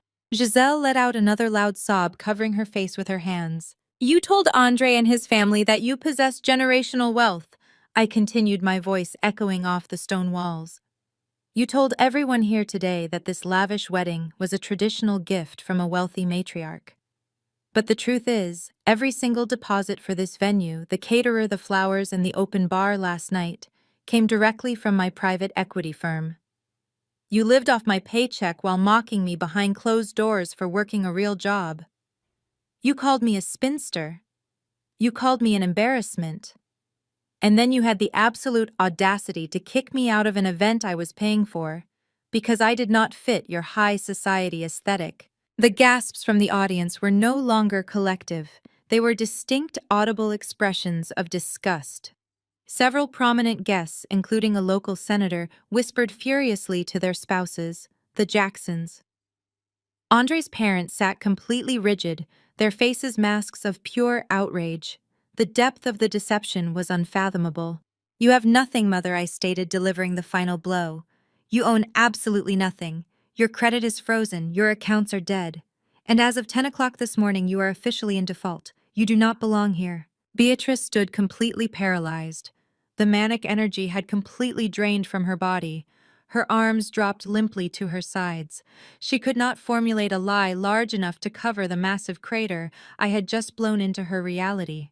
She was exposed completely and utterly as a manipulative parasite masquerading as elite society. The ultimate humiliation was complete, but the consequences of their actions were just beginning to unfold. Beatrice remained frozen, her mouth slightly ajar, stripped of every defense she had ever relied upon. I did not give her a chance to recover. I turned my attention away from her defeated posture and reached inside the tailored breast pocket of my emerald blazer. I withdrew a slim black leather folder. It was not a thick, dramatic binder, but it contained enough financial reality to permanently dismantle their fabricated high society identities. I bypassed my mother entirely, leaving her standing awkwardly in the middle of the aisle, and walked directly toward the front row on the right side of the lawn. Andre's parents sat there radiating a quiet, dignified shock. His father, a retired federal judge, and his mother, a highly respected corporate board member, had spent the entire weekend being subjected to my mother's condescending remarks about wealth and status. They had watched Giselle spill wine on me. They had listened to Beatrice call me a mentally unstable former employee. I stopped directly in front of them. "I am deeply sorry for the disruption today," I said, keeping my voice calm, respectful, and entirely professional. "You are a family built on integrity and hard work. You deserved honesty from the moment my sister entered your son's life. Instead, you were sold a carefully constructed illusion. I extended the black leather folder toward Andre's father. I believe in complete transparency, especially when it involves legal and financial ties. I think you should see exactly who you were about to welcome into your family. Andre's father did not hesitate. He reached out and took the folder, his expression grave. He flipped it open, resting it on his lap so his wife could see. Inside was a meticulously organized stack of certified bank statements, wire transfer receipts, and asset management summaries spanning the last 5 years. I had highlighted the most damning transactions. There were the mortgage payments for the house Beatrice claimed was a family estate. There were the massive monthly payoffs for the platinum and gold credit cards. There was the receipt for the custom Vera Wang dress deposit, eventually declined and pushed onto Andre. And sitting right on top was the undeniable proof that my private equity firm had funded every single cent of the $250,000 wedding they were currently sitting at. The silence from the front row was deafening. Andre's father traced a finger over the certified bank seals, his seasoned legal mind quickly, verifying the authenticity of the documents. He looked up from the papers, his eyes shifting from the undeniable proof of my wealth to the crumbling facade of the woman standing near the altar. His face hardened into a mask of absolute disgust. He slowly closed the folder and handed it to his wife, who looked at Beatrice with a mixture of pity and profound contempt. "They played us?" Andre's mother stated quietly, her voice carrying an edge of cold fury. "This entire family is a financial mirage." Hearing those words spoken by the prominent matriarch she so desperately wanted to impress was the final devastating blow for Giselle. Her facade did not just crack, it shattered into a million irreparable pieces. The reality that her new in-laws now held the physical receipts of her poverty and manipulation was simply too much for her fragile ego to process. Giselle let out a piercing guttural sob, her knees buckled beneath her. She collapsed directly onto the pristine emerald lawn. The heavy layers of her custom designer silk and imported lace crumpled beneath her, instantly absorbing the damp soil and morning dew. She did not care about the dress anymore. She knelt in the dirt, burying her face in her hands, crying hysterically. It was not the elegant, polite crying she had utilized in the hotel lobby to manipulate Andre. It was the loud, ugly sobbing of a cornered fraudster who had just lost absolutely everything. Her flawless makeup ran down her cheeks in dark streaks. The perfect high society aesthetic she had ruthlessly guarded, the aesthetic she had banned me from the wedding to protect, was entirely destroyed. She had built her entire identity on a foundation of lies, and now the entire world was watching it burn to the ground. She looked pathetic, a woman drowning in the consequences of her own extraordinary greed. The 200 wealthy guests watched her break down in stunned silence, their cell phones subtly emerging to capture the spectacular collapse. I had finally cut the puppet strings, freeing myself from their endless manipulation and their toxic financial abuse. I stood perfectly still, watching my sister weep in the dirt, feeling absolutely no remorse. The financial receipts had exposed the truth, setting the stage perfectly for the groom to deliver his own devastating verdict. Andre did not rush. He adjusted his tailored tuxedo jacket with the calm, methodical precision of a litigator preparing to deliver a closing argument. He stepped down from the elevated wooden altar, his polished shoes crunching softly against the gravel path, before stepping onto the immaculate lawn. He walked straight down the aisle. He did not stop when he reached his bride. He walked right past Giselle, who was still kneeling in the dirt, sobbing hysterically and ruining her custom designer dress.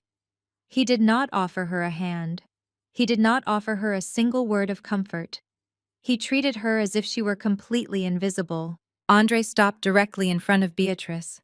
My mother was still standing near the front row, looking entirely shell-shocked, her eyes darting between me and the wealthy guests, who now knew her true financial reality. When Andre stopped in front of her, a fleeting spark of desperate hope ignited in her eyes. She actually believed in her profound delusion that the groom had come to rescue them. She reached out to touch his arm, opening her mouth to weave another manipulative lie, perhaps to blame me for everything. "Do not touch me," Andre commanded. His voice was not loud, but it possessed a sharp, cutting authority that made Beatrice instantly pull her hand back as if she had touched a hot stove. "You told me last night that a real man should be proud to take on debt to provide for his bride. You told me that $30,000 was a small price to pay to maintain your fabricated high society aesthetic." Beatrice swallowed hard, her throat bobbing nervously.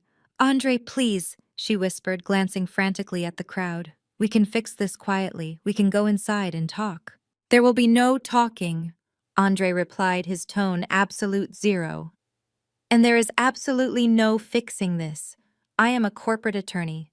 My entire career is built on identifying liabilities and mitigating risk. You and your daughter are the greatest financial and legal liabilities I have ever encountered. You are not just broke, you are common criminals." Andre turned his back on Beatrice and faced the 200 seated guests. He looked directly at his parents, who nodded in silent support. "Ladies and gentlemen," Andre announced, his voice projecting clearly across the courtyard, without the need for a microphone. "I apologize for bringing you all out here today under false pretenses. As you have just heard, the wedding is officially cancelled. But it is not cancelled simply because this family lacks the funds to pay for the venue. It is cancelled because I absolutely refuse to legally bind myself to a woman who committed federal fraud against me." Another wave of shocked murmurs rippled through the elite crowd. Andre reached inside his tailored suit jacket and pulled out a thick manila envelope. He turned around and walked back to where Giselle was kneeling in the ruined grass. He stood over her, looking down with an expression of pure, unadulterated contempt. Giselle looked up at him, her face stained with tears and ruined makeup. "Andre, please," she begged, her voice cracking pitifully. "I love you. I only did it because I wanted to be perfect for you. I wanted to fit in with your family."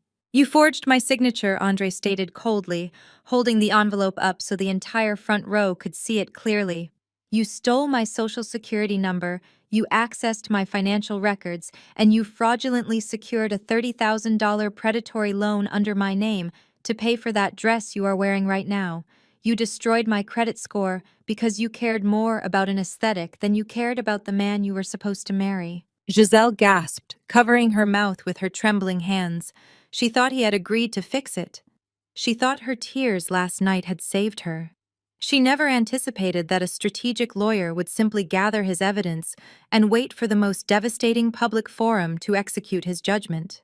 "This envelope contains copies of the forged loan documents," Andre explained, his voice echoing with absolute finality. "It also contains a formal civil lawsuit for financial damages, and a copy of the police report I filed at dawn this morning for identity theft and wire fraud. You are not getting a husband today, Giselle. You are getting a criminal record." Andre dropped the heavy manila envelope.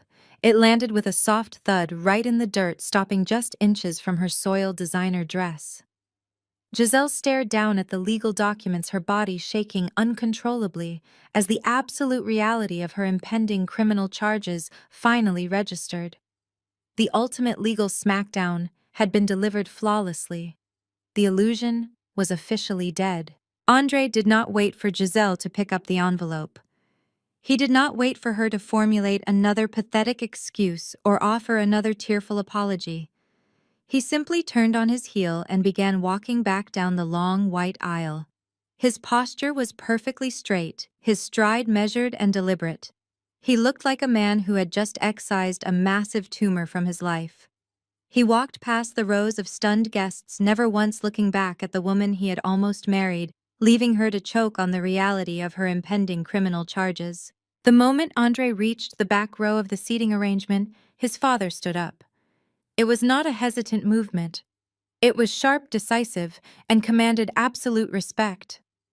Instantly, Andre's mother stood beside her husband. Then his aunts, uncles, cousins, and close family friends rose from their wooden chairs. The entire right side of the aisle stood up in absolute flawless unison. They did not shout insults at Beatrice or Giselle. They did not need to. Their silent solidarity was far more devastating than any screaming match could ever be. They radiated a quiet, untouchable dignity as they filed out of their rows and began following Andre toward the heavy wrought iron gates of the estate. The Jackson family exodus was the catalyst the rest of the elite crowd needed. High society operates on a strict code of self-preservation. The prominent guests, the federal judges, the corporate titans, and the local politicians had just witnessed a bride being served with a police report for felony wire fraud. Associating with exposed fraudsters was social and professional suicide. The murmurs sweeping across the lawn transformed into the loud rustling of expensive fabrics and the scraping of wooden chairs against the grass. The left side of the aisle, the guests Beatrice had so desperately tried to impress, began to stand up. They did not offer Beatrice sympathetic smiles. They offered her cold, disgusted glares. The local senator, who Beatrice had spent weeks bragging about inviting, briskly walked past her without a single word of acknowledgement. Couples linked arms and hurried toward the exit, desperate to distance themselves from the catastrophic financial fallout. The rapid exodus sounded like a rushing river of silk and leather, a mass migration away from the toxic epicenter of my mother and sister's collapsed empire. Up at the wooden altar, the illusion was shattering on a much more intimate level. Giselle's bridal party, a carefully curated group of 6 wealthy, influential women she had selected purely for their social standing and high follower counts, were standing frozen behind the floral arch. They had spent the entire morning drinking champagne and complimenting Giselle's fabricated wealth. But the word felony changes relationships very quickly in elite circles. They looked at Giselle sobbing in the dirt, then looked at the heavy manila envelope containing the police report. The realization hit them like physical force. Giselle was not a rich heiress. She was completely broke, entirely cut off from the secret funding source, and she was going to face federal prosecution for identity theft. She was a massive liability. The maid of honor, a woman who had previously sneered at me in the hotel lobby, was the first to break ranks. She awkwardly cleared her throat, avoiding eye contact with the weeping bride. She stepped down from the altar platform, reached under a nearby chair, and grabbed her designer clutch purse. She did not say goodbye. She simply gathered the hem of her pastel silk dress and walked briskly down the side path toward the exit. Once the seal was broken, the rest of the bridesmaids immediately followed suit. It was a chaotic, embarrassing scramble for survival. They abandoned their carefully rehearsed formations. They grabbed their purses, lifted their skirts, and practically jogged away from the altar, leaving Giselle completely abandoned. They did not want their names attached to a federal fraud investigation, and they certainly did not want to be seen comforting a woman who had just been publicly destroyed by her own groom and her billionaire sister. Within 10 minutes, the sprawling, sunlit ceremony lawn was entirely deserted. The 200 wooden chairs sat completely empty. The string quartet had long since packed their instruments and departed. The fleet of luxury town cars outside the gates was rapidly driving away, taking the high society aesthetic with them. Only the 4 imposing security guards remained standing silently near the stone staircase. I stood in the center of the aisle, my emerald suit contrasting sharply with the empty white chairs.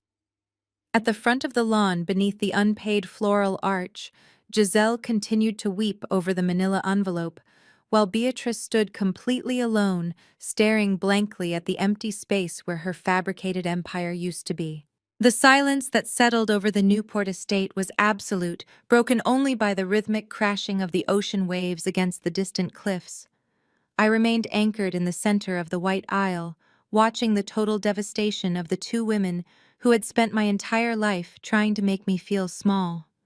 Giselle was still huddled in the dirt, her fingers clutching the manila envelope containing her impending criminal charges as if it were a lifeline. Beatrice finally blinked, snapping out of her catatonic state. She looked at the empty chairs, the abandoned floral arch, and then she looked at me. The manic fury she displayed earlier was completely gone. In its place was a desperate, manufactured vulnerability. Beatrice had realized that her wealthy groom was gone. Her high society friends had abandoned her, and her credit lines were permanently severed. I was the absolute last resource she had left on earth. She took a hesitant step toward me, her hands clasped tightly together in front of her chest. Tears began to stream down her face, ruining her own expensive makeup. "Sienna," she sobbed, her voice trembling with a practiced fragility. "Please, you have to help us. You are her sister. You are my daughter. We are family, and family blood is thicker than anything else. You cannot just leave us here like this. We will lose the house. Giselle could go to prison. You have the power to fix all of this. Please just pay the venue, hire a lawyer for your sister, and let us start over. We need you." I listened to her desperate pleas, feeling an overwhelming sense of calm wash over me. 5 years ago, those tears would have broken my heart. I would have reached into my accounts and quietly fixed her mess just to earn a fleeting moment of her approval. But today, her tears looked exactly like what they were. They were a transaction. She was attempting to use the concept of family blood as a currency to purchase her salvation. I did not move toward her. I did not offer her a tissue. I crossed my arms over my emerald blazer and looked her dead in the eye. "You do not get to invoke family blood now, Mother," I said, my voice cutting through the salty air like a freshly sharpened blade. "You do not get to claim we are family when you spent the last 2 years actively erasing my existence to impress strangers. Family does not intentionally spill wine on you to humiliate you in public. Family does not call you mentally unstable to protect a lie. Family does not ban you from a wedding you are entirely financing because you do not fit an aesthetic." Beatrice opened her mouth to argue, but I raised my hand, silencing her instantly. "You do not love me, Mother. You love my utility. You love the master account attached to my name. You loved the blind trust that paid your mortgage and funded your country club memberships. For my entire life, you conditioned me to believe my only worth was what I could provide for Giselle. But my self-worth is no longer tied to your validation. I am a highly successful corporate executive. I built my own wealth, and I will no longer allow you to siphon it to fund your delusions." Giselle let out a pathetic wail from the ground, but I did not even glance in her direction. I kept my gaze locked on Beatrice, watching the last slivers of her manipulation shatter against my boundaries. "You made your choices." I continued, delivering the final, unapologetic truth. "You chose to raise a fraud. You chose to encourage her to forge a predatory loan. You chose to bite the hand that fed you until it bled. And now you get to experience the real world without my financial shield. You are going to face the lawsuits, the foreclosure, and the criminal justice system completely on your own." I uncrossed my arms and turned my attention to the 4 private security guards standing at the perimeter of the lawn. I caught the eye of the lead guard and gave him a single definitive nod. He immediately stepped forward, signaling his team to advance toward the altar. I looked back at my mother and sister one last time. "You have exactly 10 minutes to gather whatever personal belongings you brought onto my property," I instructed, my tone shifting to pure corporate authority. "When that 10 minutes expires, my security team will forcefully escort you to the gates. If you resist, or if you ever attempt to set foot on this estate again, I will personally press criminal trespassing charges." I did not wait for their response. I turned my back on my mother and my weeping sister, walking steadily away from the wreckage of their lives, leaving them to face the devastating consequences of their own extraordinary greed. 3 weeks later, the crisp ocean breeze of Newport was replaced by the suffocating reality of the American financial system. There is a common misconception that wealth is a permanent state of being, but in reality, if you are living on credit, your lifestyle is merely rented. When I severed the master accounts and initiated the venue chargeback, I did not just cut off their spending money. I triggered an automated algorithmic avalanche that buried Beatrice and Giselle completely. The financial institutions did exactly what they were programmed to do when high-limit accounts suddenly flatline. Without my massive portfolio acting as a guarantor, their credit scores went into a terrifying freefall. In a matter of days, the numbers plummeted from the high 700s down to the low 400s. In the United States, a credit score in the low 400s is a financial death sentence. It meant their platinum cards were instantly canceled by the issuing banks. It meant the luxury European SUVs they drove were suddenly flagged for immediate repossession. Every single system they relied on to project their high society aesthetic locked them out with absolute ruthless efficiency. They were no longer elite consumers. They were severe liabilities. Beatrice spent hours crying on the phone with bank representatives, begging for emergency extensions. But the algorithms were unforgiving. Then came the civil lawsuits. The Newport estate was secure because my company owned it, but my mother and sister had independently contracted an army of luxury vendors. The premium catering company that had prepared hundreds of expensive meals, the imported caviar suppliers, and the high-end floral designers who sourced those rare white orchids, all expected their massive final payments. When the credit cards bounced and the desperate wire transfers failed, these vendors did not offer sympathy. They hired aggressive collection attorneys. Process servers began showing up at my mother's front door at all hours, handing her thick stacks of civil litigation documents, demanding hundreds of thousands of dollars in damages, breach of contract penalties, and unpaid labor. But the civil lawsuits were just a fraction of the nightmare Giselle was facing.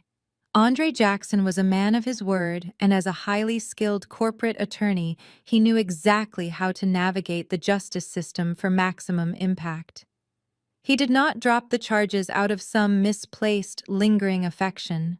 He fully cooperated with the authorities, handing over the forged documents, the IP addresses used to electronically sign the predatory loan, and the digital paper trail connecting Giselle directly to the fraudulent funds. The legal system moved swiftly to address the crime.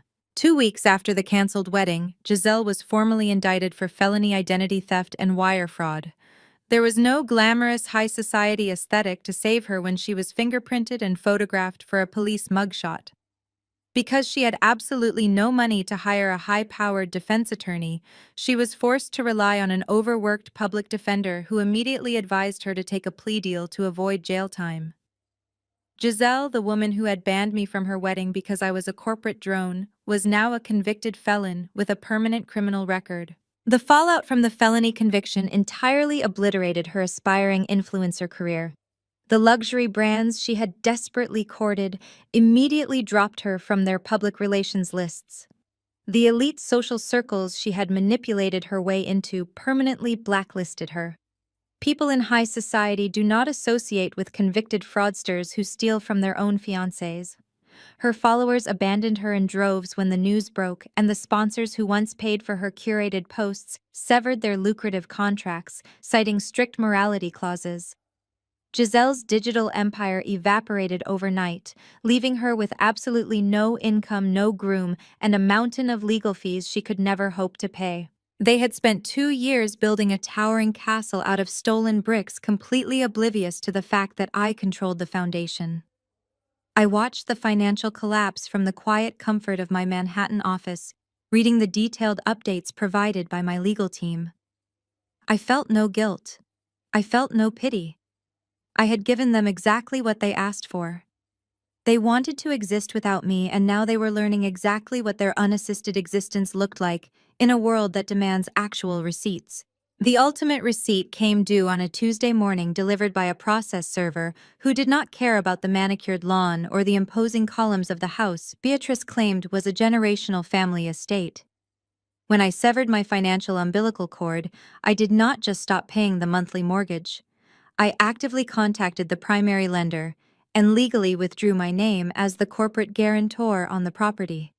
Without my massive equity shielding the bank immediately recognized the horrific debt-to-income ratio my mother possessed. They did not offer a grace period or a restructured payment plan. They immediately called in the entire balance of the loan.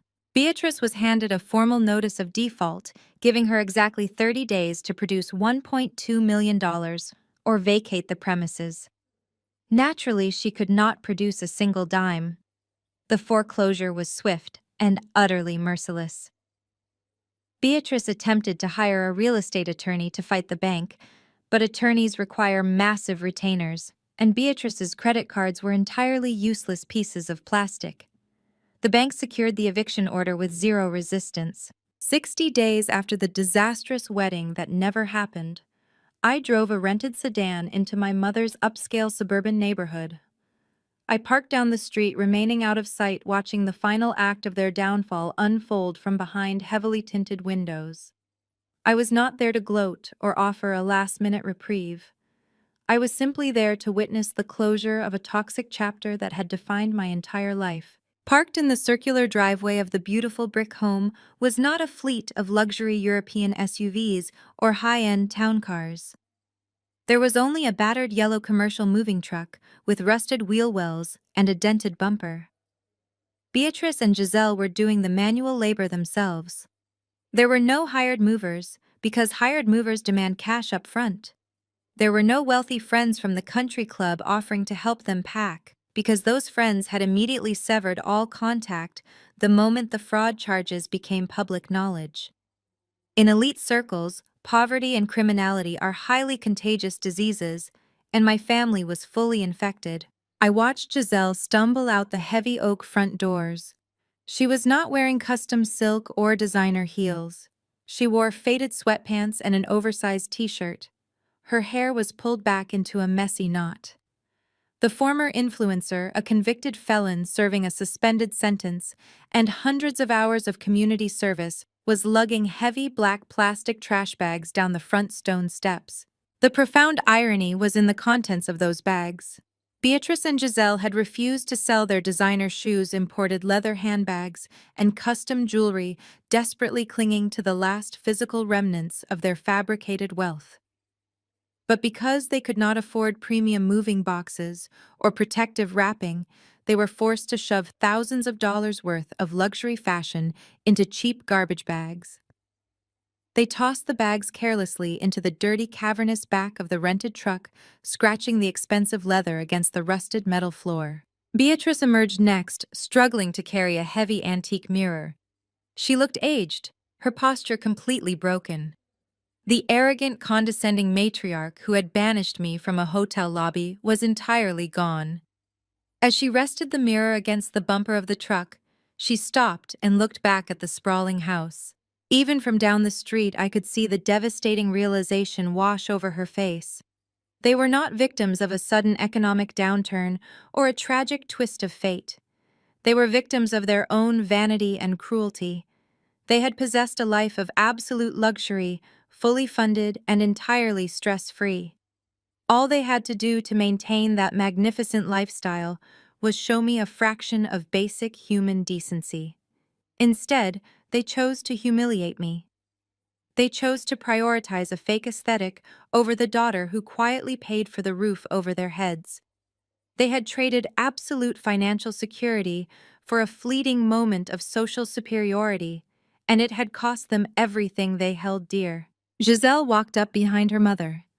They stood together in the driveway, two women who had manipulated their way to the top of society, now entirely stripped of their armor. They had no money, no social standing, no grooms, and absolutely no prospects. They were entirely cut off and completely isolated. Beatrice finally turned away from the house. She pulled down the heavy metal door of the rental truck, the loud clatter echoing through the quiet, wealthy neighborhood they no longer belonged to. She climbed into the driver's seat, Giselle sliding in silently beside her. The truck's engine sputtered loudly before roaring to life, emitting a dark cloud of exhaust. I watched the yellow truck slowly pull out of the driveway and turn down the street, heading toward a cramped, low-income apartment in a neighborhood they would have previously mocked. I did not follow them. I put my car in gear and drove in the opposite direction, finally entirely free. That freedom did not just feel like a heavy weight lifted off my shoulders. It felt like a first-class ticket to the other side of the world. 72 hours after I watched that rusted yellow moving truck disappear down the street, I was sitting 30,000 feet above the Atlantic Ocean. The steady, quiet hum of the twin-jet engines was the only sound inside my private, fully enclosed first-class suite. I leaned back against the plush leather seat and stretched my legs out. A flight attendant with a warm, genuine smile knocked gently on the sliding door of my suite, stepping inside to pour a fresh glass of vintage champagne into a real crystal flute. I thanked her, taking a slow sip, as I looked out the large double windows at the endless expanse of white clouds below. I was on my way to the Maldives for a 4-week vacation. I had rented a private overwater villa with a glass floor, a personal plunge pool, and absolutely zero cell service requirements. For the first time in 5 years, I was spending my hard-earned wealth entirely on myself. There were no mortgages to cover for ungrateful relatives. There were no platinum credit card bills to pay for a sister who despised me. Every single dollar in my portfolio belonged to me, and the sheer tranquility of that financial independence was intoxicating. I reached over to the polished wood console and picked up my phone. I connected to the premium in-flight Wi-Fi just to clear out my inbox before I officially went off the grid. As the network connected, a notification popped up from my blocked callers folder. I opened the application. There were 47 new blocked voicemails. They were all from Beatrice. I did not need to listen to a single one of them to know exactly what they contained. I knew the cycle perfectly by now. The first few voicemails were likely furious, demanding that I fix her destroyed credit and blaming me for Giselle's criminal record. The middle voicemails probably shifted into desperate bargaining, promising that they had learned their lesson and begging for just a small cash wire to help them pay the rent on their new cramped apartment. The final voicemails were undoubtedly drenched in heavy manufactured tears, using the weaponized guilt of family loyalty to try and drag me back into their toxic orbit. I looked at the long list of audio files. I did not feel a single ounce of guilt. I did not feel a shred of obligation. A slow, deeply satisfied smile spread across my face. I tapped the edit button in the top right corner of the screen, selected the entire folder, and hit delete. The screen instantly cleared, leaving a perfectly blank, quiet digital space. I locked the phone and tossed it into my carry-on bag. I want to be incredibly clear with anyone listening to this, who might be trapped in a similar situation. There is a dangerous, pervasive myth in our society that blood is an unbreakable bond. We are constantly told that we owe our families our unconditional support, our endless forgiveness, and in many cases, our financial resources, simply because we share the same DNA. But genetics do not give anyone a free pass to abuse you. DNA is not a debt collection agency. If you are the scapegoat in your family, if you are the one working tirelessly while being constantly diminished so a golden child can shine, hear me right now. You are not a bank. You are not a human safety net designed to catch people who intentionally jump off cliffs of their own making. When toxic family members realize you have established a firm boundary, they will accuse you of being cruel. They will call you selfish. They will weaponize your success against you, claiming you abandoned them. Let them say it. Let them call you the villain in their fabricated narrative.